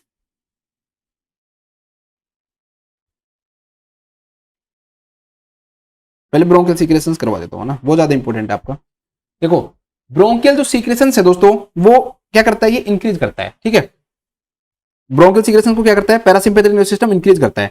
तो एंटीकोलिनर्जिक जो ड्रग्स हैं वो क्या काम करेंगे दोस्तों, ब्रोंकियल सीक्रेशन को क्या करेंगे, कम करेंगे। ब्रोंकियल सीक्रेशन को क्या करेंगे, ये कम करेंगे। ब्लैक से ब्रोंकियल सीक्रेशन को क्या करेंगे दोस्तों, ये कम करेंगे। जैसे कि मेनली दो ड्रग यूज करते हैं, एक तो एट्रोपिन यूज करते हैं इसका, और एक यूज करते हैं हम ग्लाइकोपाइरोलेट। ठीक है, एक यूज करते हैं हम ग्लाइकोपाइरोलेट। दो ड्रग यूज करते हैं, एक एट्रोपिन यूज करते हैं, एक क्या यूज करते हैं हम, ग्लाइकोपाइरोलेट यूज करते हैं। अब आप पूछ रहे हैं इसका फायदा क्या है। भाई हम पेशेंट को दे रहे हैं एनेस्थीसिया, हम पेशेंट को दे रहे हैं मान लो ईसीटी, तो उसके कारण क्या होगा, सीक्रेशंस जो है ना दोस्तों, अगर वो ज्यादा रहे तो जो पेशेंट है दोस्तों उसके अंदर लंग्स के अंदर जाएंगे, और उसको क्या हो सकता है दोस्तों, उसका जो पेशेंट है लंग्स के अंदर जाएंगे, तो लंग्स के अंदर जाने के कारण वो प्रॉब्लम कोज करवाएंगे। ठीक है, एस्पिरेशन हो जाएगा पेशेंट के अंदर, एस्पिरेशन न्यूमोनिया हो जाएगा। उस एस्पिरेशन को रोकने के लिए हमें एनेस्थीसिया के दौरान सीक्रेशन को क्या करना है दोस्तों, कम करना है। इसलिए एनेस्थीसिया से पहले हम इसको यूज करते हैं एट्रोपिन का एंड ग्लाइकोपाइरोलेट का, लेकिन मेनली ज्यादातर ग्लाइकोपाइरोलेट यूज की जाती है, मैं फिर भी आपको बता देता हूं। ठीक है, तो प्री एनेस्थेटिक जो ड्रग है दोस्तों उसके रूप में, या फिर ईसीटी, क्योंकि वहां पे सीक्रेशंस बढ़ते हैं तो उसको कम करवाना जरूरी है। इसमें भी हम इसका क्या करते हैं दोस्तों, प्री एनेस्थेटिक ड्रग्स के रूप में या ईसीटी के रूप में हम क्या करते हैं दोस्तों, यूज करते हैं। क्यों, क्योंकि ये ब्रोंकियल जो सीक्रेशंस है उसको क्या करेगा, कम करने का क्या करेगा दोस्तों, काम करेगा।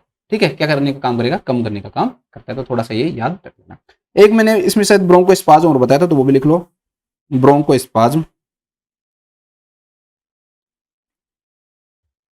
तो ब्रोंकोस्पाज्म कर रहा है तो ये क्या कोज करवाएगा, ब्रोंकोडायलेशन। बस सिंपल सा एक लाइन में लिख लो, ब्रोंकोडायलेशन। ज्यादातर एट्रोपिन तो यूज नहीं करते, लेकिन कौन सी ड्रग यूज करते हैं सुनकर आप समझ जाओगे, जो बच्चे हॉस्पिटल में काम करते हैं वो समझ जाएंगे। इसलिए एंटीकोलिनर्जिक ड्रग्स को हम यूज करते हैं किसमें दोस्तों, अस्थमा में और सीओपीडी के अंदर। क्यों, क्योंकि वहां पर ब्रोंकोडायलेशन करवाना जरूरी होता है। इसलिए दोस्तों आपने, जो बच्चा हॉस्पिटल में काम करता है वो नेबुलाइज करवाता है। ठीक है, या वो जैसे ड्यूओलिन से करवाता है, या फिर वो किससे करवाता है दोस्तों, ड्यूओलिन जो है ड्यूओलिन से नेबुलाइज करवाते हैं, या फिर अलग से ड्यूओलिन को बनाने के लिए दो चीजों से बनता है, वो इप्राट्रोपियम से एंड एक साल्बुटामोल या एस्थेलिन क्या करते हैं हम यूज करते हैं। तो जो इप्राट्रोपियम जो पढ़ते हो ना, इप्राट्रोपियम, ये इप्राट्रोपियम क्या है दोस्तों, आपको एंटीकोलिनर्जिक ड्रग है। ठीक है, दो ड्रग्स आती है, एक इप्राट्रोपियम आती है, एक टियोट्रोपियम आती है। टियोट्रोपियम तो फिर भी आपने थोड़ा सा कम सुना होगा, लेकिन जो बच्चे हॉस्पिटल में काम करते हैं उन्होंने इप्राट्रोपियम भाप दिलाते हैं, नेबुलाइज करवाते हैं, सिंपल वर्ड में भाप दिलाते हैं, नेबुलाइज करवाते हैं। किससे करवाते हैं, इप्राट्रोपियम से करवाते हैं। ठीक है, तो जो ड्यूओलिन से करवा रहे हो, ड्यूओलिन के अंदर भी इप्राट्रोपियम प्रेजेंट होता है, साथ में एस्थेलिन और होता है। या कभी कभी हम सिंपल किससे करवा देते हैं दोस्तों, इप्राट्रोपियम से भी करवा देते हैं। इप्राट्रोपियम से क्या करवा देते हैं दोस्तों, नेबुलाइज करवा देते हैं। तो ये जो इप्राट्रोपियम जो है ना दोस्तों, ये क्या कोज करवाता है दोस्तों, आपका ब्रोंकोडायलेशन कोज करवाता है। क्या कोज करवाता है दोस्तों, ब्रोंकोडायलेशन कोज करवाता है, इसलिए अस्थमा सीओपीडी में यूज करते हैं। एट्रोपिन का तो मेनली इसमें यूज नहीं करते हम, लेकिन ये थोड़ा सा ध्यान रख लेना। तो इप्राट्रोपियम का यूज हम करते हैं। ठीक है, बस इतना है, बहुत है, कोई ज्यादा डिटेल में जाने की आपको जरूरत है ही नहीं आपको। नेक्स्ट पढ़ते हैं दोस्तों। नेक्स्ट क्या था, इमेसिस था ना, डंबल्स। नेक्स्ट इमेसिस, मुझे सीक्वेंस नंबर तो याद नहीं है मुझे कौन सा है, इमेसिस लिख लो। मैं सिर्फ एट्रोपिन नहीं पढ़ा रहा हूं, ध्यान रखना, सारी एंटीकोलिनर्जिक जो ड्रग्स है वो भी पढ़ा रहा हूं। ठीक है, अब इसमें एक बहुत इंपॉर्टेंट ड्रग आएगी, देखो मेनली मोशन जो सिकनेस है दोस्तों, उसके अंदर हम क्या करते हैं, इसका यूज करते हैं एंटीकोलिनर्जिक ड्रग का। ये इमेसिस करवा रहा है तो इमेसिस को रोकने में मदद करेगा, इसलिए यूज करेंगे। भाई ये वोमिटिंग करवा रहे हैं तो वोमिटिंग को हमें रोकना है, तो मोशन सिकनेस के अंदर हम क्या करते हैं दोस्तों, यूज करते हैं किसका, एंटीकोलिनर्जिक ड्रग का, क्योंकि ये वोमिटिंग को रोकेगी। ये इमेसिस करवा रहा है पैरासिम्पैथेटिक, तो ये क्या करेगी, इमेसिस को स्टॉप करवाएगी। सिंपल सी बात है, इमेसिस को रोकने का काम करवाएगी। पेन में भी देते हैं, तो मेनली जो ड्रग देते हैं ना दोस्तों मॉर्निंग सिकनेस के अंदर, वो देते हैं हम हायोसिन। हायोसिन सबने सुना हुआ होगा दोस्तों। हायोसिन का मतलब होता है बस्कोपान, जो आपने हॉस्पिटल में यूज करते हैं बस्कोपान।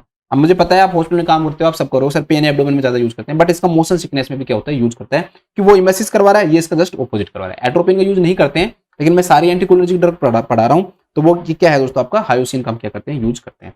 हायोसिन बस्कोपान आपने सुना है, पहले जो हायोसिन है दोस्तों उसको ट्रूथ सीरम के रूप में भी यूज करते थे, ध्यान रखना। हायोसिन का पहले यूज हम किस में करते थे, ट्रूथ सीरम में, मतलब कि सच उगलवाने के लिए यूज करते थे, ठीक है, जैसे टेररिस्ट हो गए, इनसे हो गए, ठीक है, प्रिजनर से।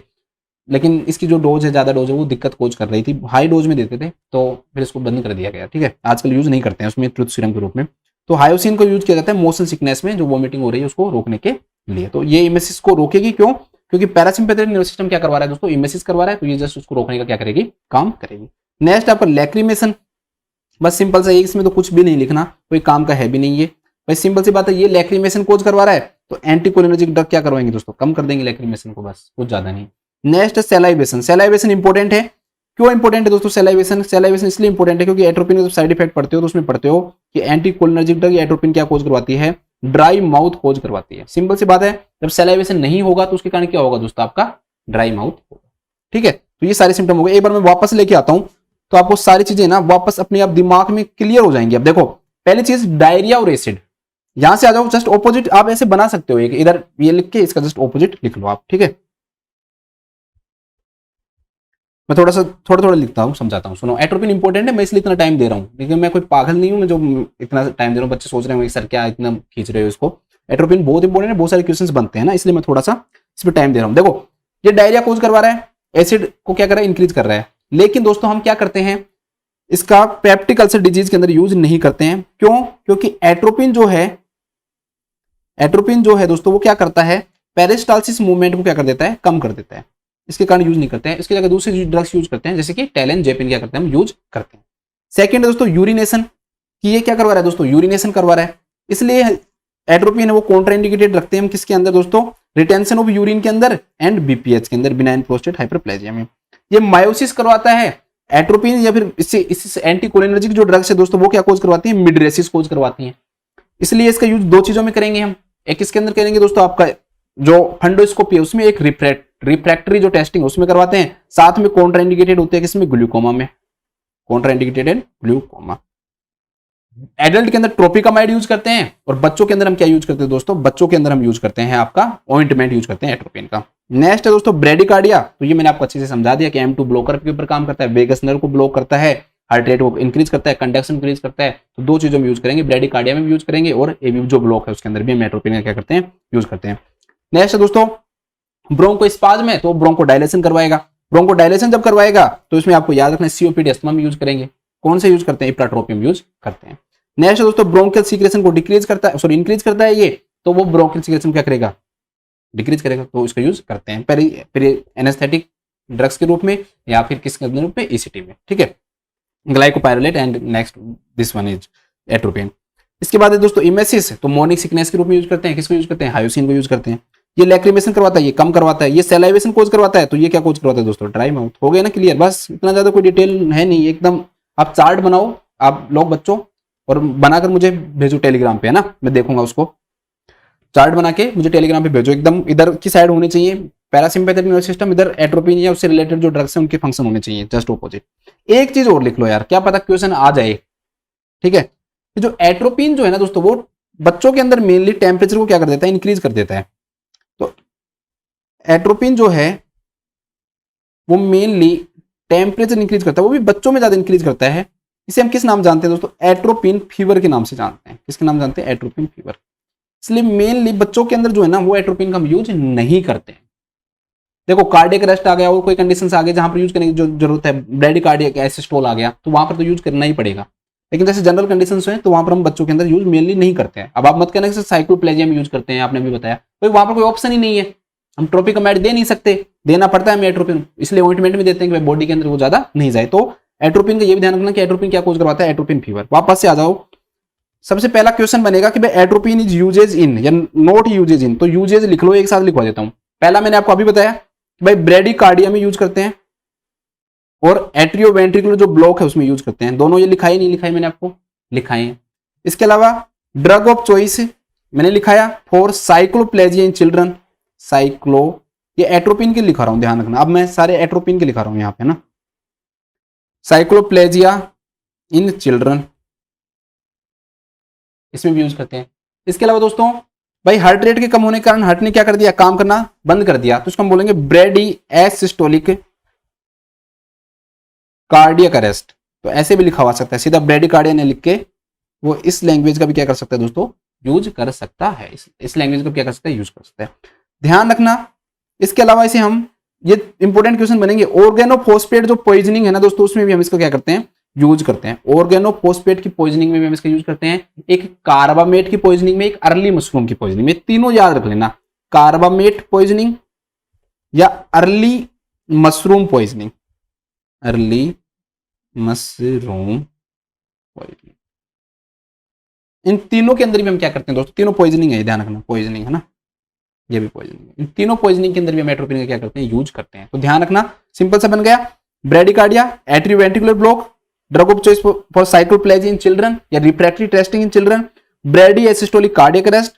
तीन पॉइजनिंग हो गई आपकी, ठीक है। OCE CEO कैसे भी याद रख लो, CEO याद रख लो, जैसे एप्पल का CEO कौन है ऐसे। तो कार्बामेट, ऑर्गेनोफॉस्फेट और अर्ली मशरूम, ठीक है। जब पैरासिम्पैथेटिक नर्वस सिस्टम ज्यादा स्टिमुलेट होता होगा, उससे उसको कम करवाने में काम करते हैं, इसलिए तीनों पॉइजनिंग के अंदर इसका क्या करते हैं, यूज करते हैं।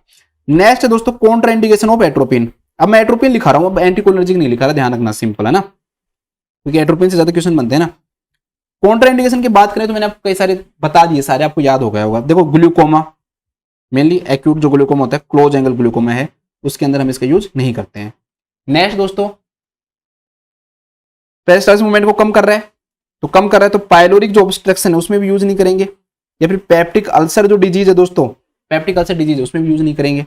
साथ में BPH में भी यूज नहीं करते, या यूरिनरी रिटेंशन में भी। बताओ अब जोर आ रहा है आपको, जब सारी चीजें पढ़ ली ना, अब जोर नहीं आ रहा होगा। और वैसे याद करोगे ना तो रटते रटते पागल हो जाओगे भाई, याद होगा भी नहीं, ठीक है। बस बहुत इतने। साइड इफेक्ट, साइड इफेक्ट की अगर हम बात करें दोस्तों, वहां पर क्या हो रहा था, एट्रोपिन ड्राई माउथ कोज करवाएगा, लिखा दिया मैंने आपको, ये ज्यादा नहीं बताने की जरूरत है, ठीक है। देखो सैलाइवेशन हो रहा था, यहाँ पर ड्राई माउथ आएगा, बस बता दिया ना, जस्ट ऑपोजिट करेगा। तो इसके कारण क्या हो जाता है दोस्तों, एक तो ड्राई माउथ हो जाता है, पहली चीज। नेक्स्ट क्या होगा कि जो विजन है उससे रिलेटेड दो चीजें बताई थी, बता दो कौन कौन सी बताई थी। एक तो ब्लड विजन बताया था, और एक क्या बताया था आपको, फोटोफोबिया। तो दोनों लिख लो, ब्लड विजन और फोटोफोबिया कोज करवाता है। हार्ट रेट को ज्यादा भी बढ़ा सकता है, तो टैकीकार्डिया कोज करवाएगा। भाई हार्ट रेट को बढ़ा रहा है ना ये, तो हो सकता है ज्यादा बढ़ा दे, ठीक है। तो वो एक दोस्तों ये एट्रोपिक फीवर कोज करवा रहा है, टेम्परेचर को बढ़ाने में वो करे, तो हीट इंटॉलरेंस कोज करवा सकता है। ये क्या कोज करवा सकता है, हीट इंटॉलरेंस, क्योंकि टेम्परेचर से रिलेटेड। लास्ट चीज पढ़ लो इसकी डोज। डोज में ध्यान रखना दोस्तों कि ब्रेडिकार्डिया हो, जैसे ब्रेडिकार्डिया हो, एट्रियोवेंट्रिकुलर ब्लॉक हो, या फिर ब्रेडी एसिस्टोलिक जो कार्डियक अरेस्ट है, ब्रेडी एसिस्टोलिक कार्डियक जो अरेस्ट है, उसके अंदर जो मेनली जो डोज देते हैं वो हम देते हैं 0.5 से लेकर और 1 mg तक, और मैक्सिमम 3 mg तक जाते हैं। मैक्सिमम 3 mg तक हम क्या करते हैं, ये डोज देते हैं इनमें, ब्रेडिकार्डिया, एट्रियोवेंट्रिकुलर ब्लॉक या ब्रेडी एसिस्टोलिक कार्डियक अरेस्ट इनमें। लेकिन पॉइजनिंग के अंदर थोड़ा सा अलग है, ठीक है। पॉइजनिंग के केस के अंदर दोस्तों जो हम देते हैं, स्टार्ट करते हैं हम मेनली, अगर एक क्वेश्चन सीधा एक बार रेंज में कितना देते हैं तो 203 mg देते हैं, ठीक है, लगभग एवरेज जो है। लेकिन स्टार्ट हम 1 mg से करते हैं पॉइजनिंग में, पहले 1 mg देंगे, असर नहीं कर रहा 2 mg, असर नहीं कर रहा 4 mg, ठीक है। ये अपर लिमिट नहीं बता रहा हूं मैं 2 से 3 mg, ये है एवरेज, ठीक है, क्या है, एवरेज है। तो ऐसे देते हैं, 1 mg दे दिया, 2 mg दे दिया, तो 3 mg तक हो गया, ठीक है। फिर 4 mg देते हैं, और मैंने ये पढ़ा है दोस्तों इसमें कि इसमें कोई अपर लिमिट भी नहीं दे रखी, भाई कितनी अपर लिमिट इसके अंदर रहेगी वो भी इसके अंदर नहीं दे रखा है, ठीक है। तो ये आपका एट्रोपिन है। अब हम एक बार वापस से लौट के आ जाते हैं हमारे क्वेश्चन के ऊपर। काफी टाइम ले लिया एट्रोपिन है ना, थोड़ा सा समझाने में मुझे ना परेशानी होती है ना, फिर मैं रिपीट ज्यादा करवा देता हूँ ताकि बच्चों को समझने में दिक्कत ना आए, बस इसलिए मैंने कई बार पढ़ा दिया। तो एट्रोपिन जो सल्फेट है इसका हम यूज करते हैं किसके अंदर दोस्तों, आपका ब्रेडिकार्डिया के अंदर। तो लिख लो एट्रोपिन सल्फेट, एट्रोपिन सल्फेट का यूज ब्रेडिकार्डिया में करते हैं। बाकी सारे तो मैंने यूज लिखा ही दिए, अब इतना डिटेल में तो मैं यहाँ नहीं लिखाऊंगा, टाइम वेस्ट हो जाता है आपका। बस इतना लिखाऊंगा कि भाई एट्रोपिन सल्फेट का यूज हम किस में करते हैं दोस्तों, ब्रेडिकार्डिया में करते हैं। ठीक है, जो एट्रोपिन जो होती है ना, उसका मैं आपको आंखों से रिलेटेड बता रहा था, तो इसका जो टाइम जो है बहुत लॉन्गेस्ट एक्टिंग है, बहुत ज्यादा लंबी टाइम तक ये काम करती है, तो 7 दिन से ज्यादा काम करती है। इसलिए अगर बड़ों के अंदर दे देंगे ना तो ब्लड विजन 7 दिन तक रहेगा, क्या आप काम चला लोगे? बच्चों के अंदर फिर भी काम चल जाता है। ठीक है, दूसरा बच्चों के अंदर कोई ऑप्शन भी नहीं है, अगर आप हम नहीं चाहते कि 7 दिन से ज्यादा उसमें ब्लड विजन रहे, लेकिन कोई ऑप्शन भी नहीं है। रिफ्रैक्टिव जो टेस्टिंग है दोस्तों, उसके अंदर बच्चों के अंदर कोई काम ही नहीं करती एट्रोपिन के अलावा, तो इसलिए फिर हम वो यूज करते हैं, थोड़ा सा ध्यान रखना है ना। चलो नेक्स्ट क्वेश्चन पढ़ते हैं। सॉरी,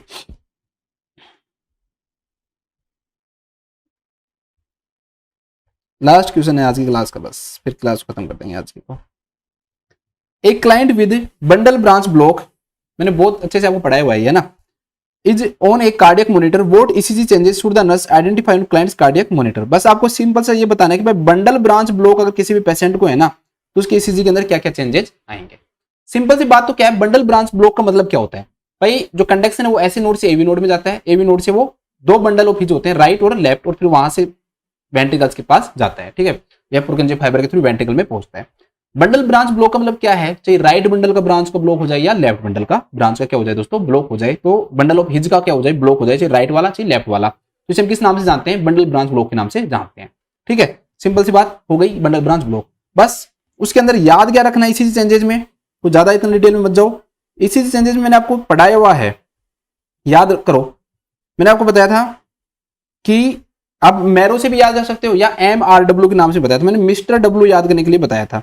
मिस्टर डब्ल्यू में मैंने आपको क्या बताया था कि राइट बंडल ब्रांच ब्लॉक है, मतलब आर मतलब बीच वाला, राइट बंडल अगर ब्रांच ब्लॉक है, राइट बंडल अगर ब्रांच ब्लॉक है, तो V1 लीड के अंदर क्या आएगी, एम शेप आएगी, और V6 के अंदर QRS कॉम्प्लेक्स में क्या आएगी, W शेप आएगी। दोनों QRS कॉम्प्लेक्स के अंदर आती हैं, V1 के अंदर M और V6 के अंदर W। जबकि लेफ्ट बंडल ब्रांच ब्लॉक के अंदर क्या होगा दोस्तों, बिल्कुल जस्ट उल्टा हो जाएगा।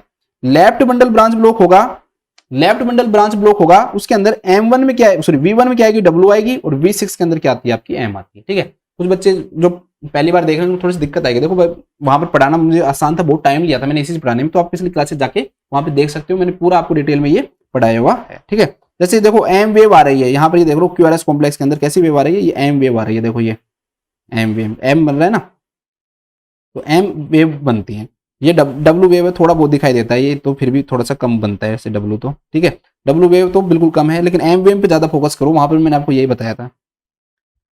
देखो यहाँ पर V1 के अंदर क्या बन रही है, एम बन रही है, देखो ये बन रहा है ना एम, देखो ये देखो एम, एम बन रहा है, यहाँ देखो एम बन रहा है। ठीक है, सॉरी ये हाँ यहाँ पर V4 आ गई, तो V1 के अंदर तो एम बन ही रहा है, देखो V1 में एम बन रहा है, V6 के अंदर V3 V6 ये रहा, तो V6 के अंदर W बन रहा है, बट वो इतना दिखाई देता नहीं है ना, थोड़ा सा कम दिखाई देता है, तो मैं उस पर ज्यादा फोकस नहीं करता। मैंने वहां पर भी आपको बताया था कि मेन फोकस आप V1 के ऊपर किया करो, है ना। देखो ये V1 V6, तो वो दोनों देखो, यहाँ पर V6 के अंदर क्या बना हुआ है दोस्तों, M बना हुआ है, तो V6 के अंदर अगर M बनेगा, V6 के अंदर अगर क्या बनेगा, M बनेगा, तो क्या होगा, वो लेफ्ट बंडल ब्रांच होगा, क्योंकि मैंने आपको बताया है याद करने का तरीका MRW, बस मिस्टर डब्ल्यू याद रख लो, मतलब कि राइट के अंदर V1 में M और V6 में W। अब जबकि इसमें जस्ट उल्टा है, तो ये राइट की जगह क्या हो जाएगा दोस्तों, लेफ्ट हो जाएगा, तो लेफ्ट के अंदर उल्टा होता है, लेफ्ट के अंदर जस्ट क्या होगा, उल्टा होगा, ये लेफ्ट बंडल ब्रांच ब्लॉक हो जाएगा। अब देखो जब M और W बन रहे हैं ना, भाई एक चीज तो पक्की है कि QRS कॉम्प्लेक्स तो प्रोलॉन्ग होगा ही ना, सिंपल सी देख लो भाई, जब इतना स्पेस ले रहा है कि M और W तक बन रहा है, ठीक है, जब M और W तक बन रहा है दोस्तों, तो QRS कॉम्प्लेक्स में क्या हो जाता है, वाइड हो जाता है। तो इस प्रकार से भी लिखा हो सकता है कि वाइडनिंग ऑफ QRS कॉम्प्लेक्स कम से कम 0.12 सेकंड या उससे ज्यादा, तो वो किस में दिखाई देता है दोस्तों, आपका बंडल ब्रांच ब्लॉक में दिखाई देता है। तो बंडल ब्रांच ब्लॉक के अंदर QRS कॉम्प्लेक्स क्या हो जाता है, वाइड हो जाता है। लिख लो एक बार इसको,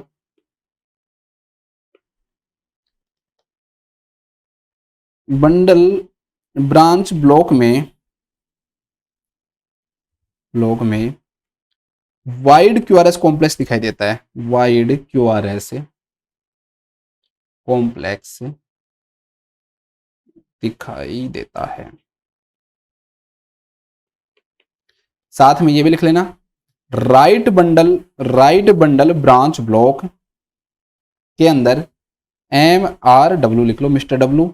V1 लीड के अंदर M और V6 के अंदर W, जबकि लेफ्ट बंडल ब्रांच ब्लॉक के अंदर क्या होगा, WLM। V1 में W और V6 के अंदर क्या बनेगा दोस्तों, M बनेगा। ठीक है, तो ये छोटी सी क्लास थी, एक बार मैं वापस से रिवाइज करवा देता हूँ जल्दी से आपको, फिर आज की क्लास खत्म हो जाएगी। सिंपल सी बात है, बंडल ब्रांच ब्लॉक होगा, उसके अंदर क्यूआरएस कॉम्प्लेक्स क्या होगा दोस्तों, वाइड होगा। ठीक है, वाइड क्यूआरएस कॉम्प्लेक्स क्या होता है, बंडल ब्रांच ब्लॉक में दिखाई देता है।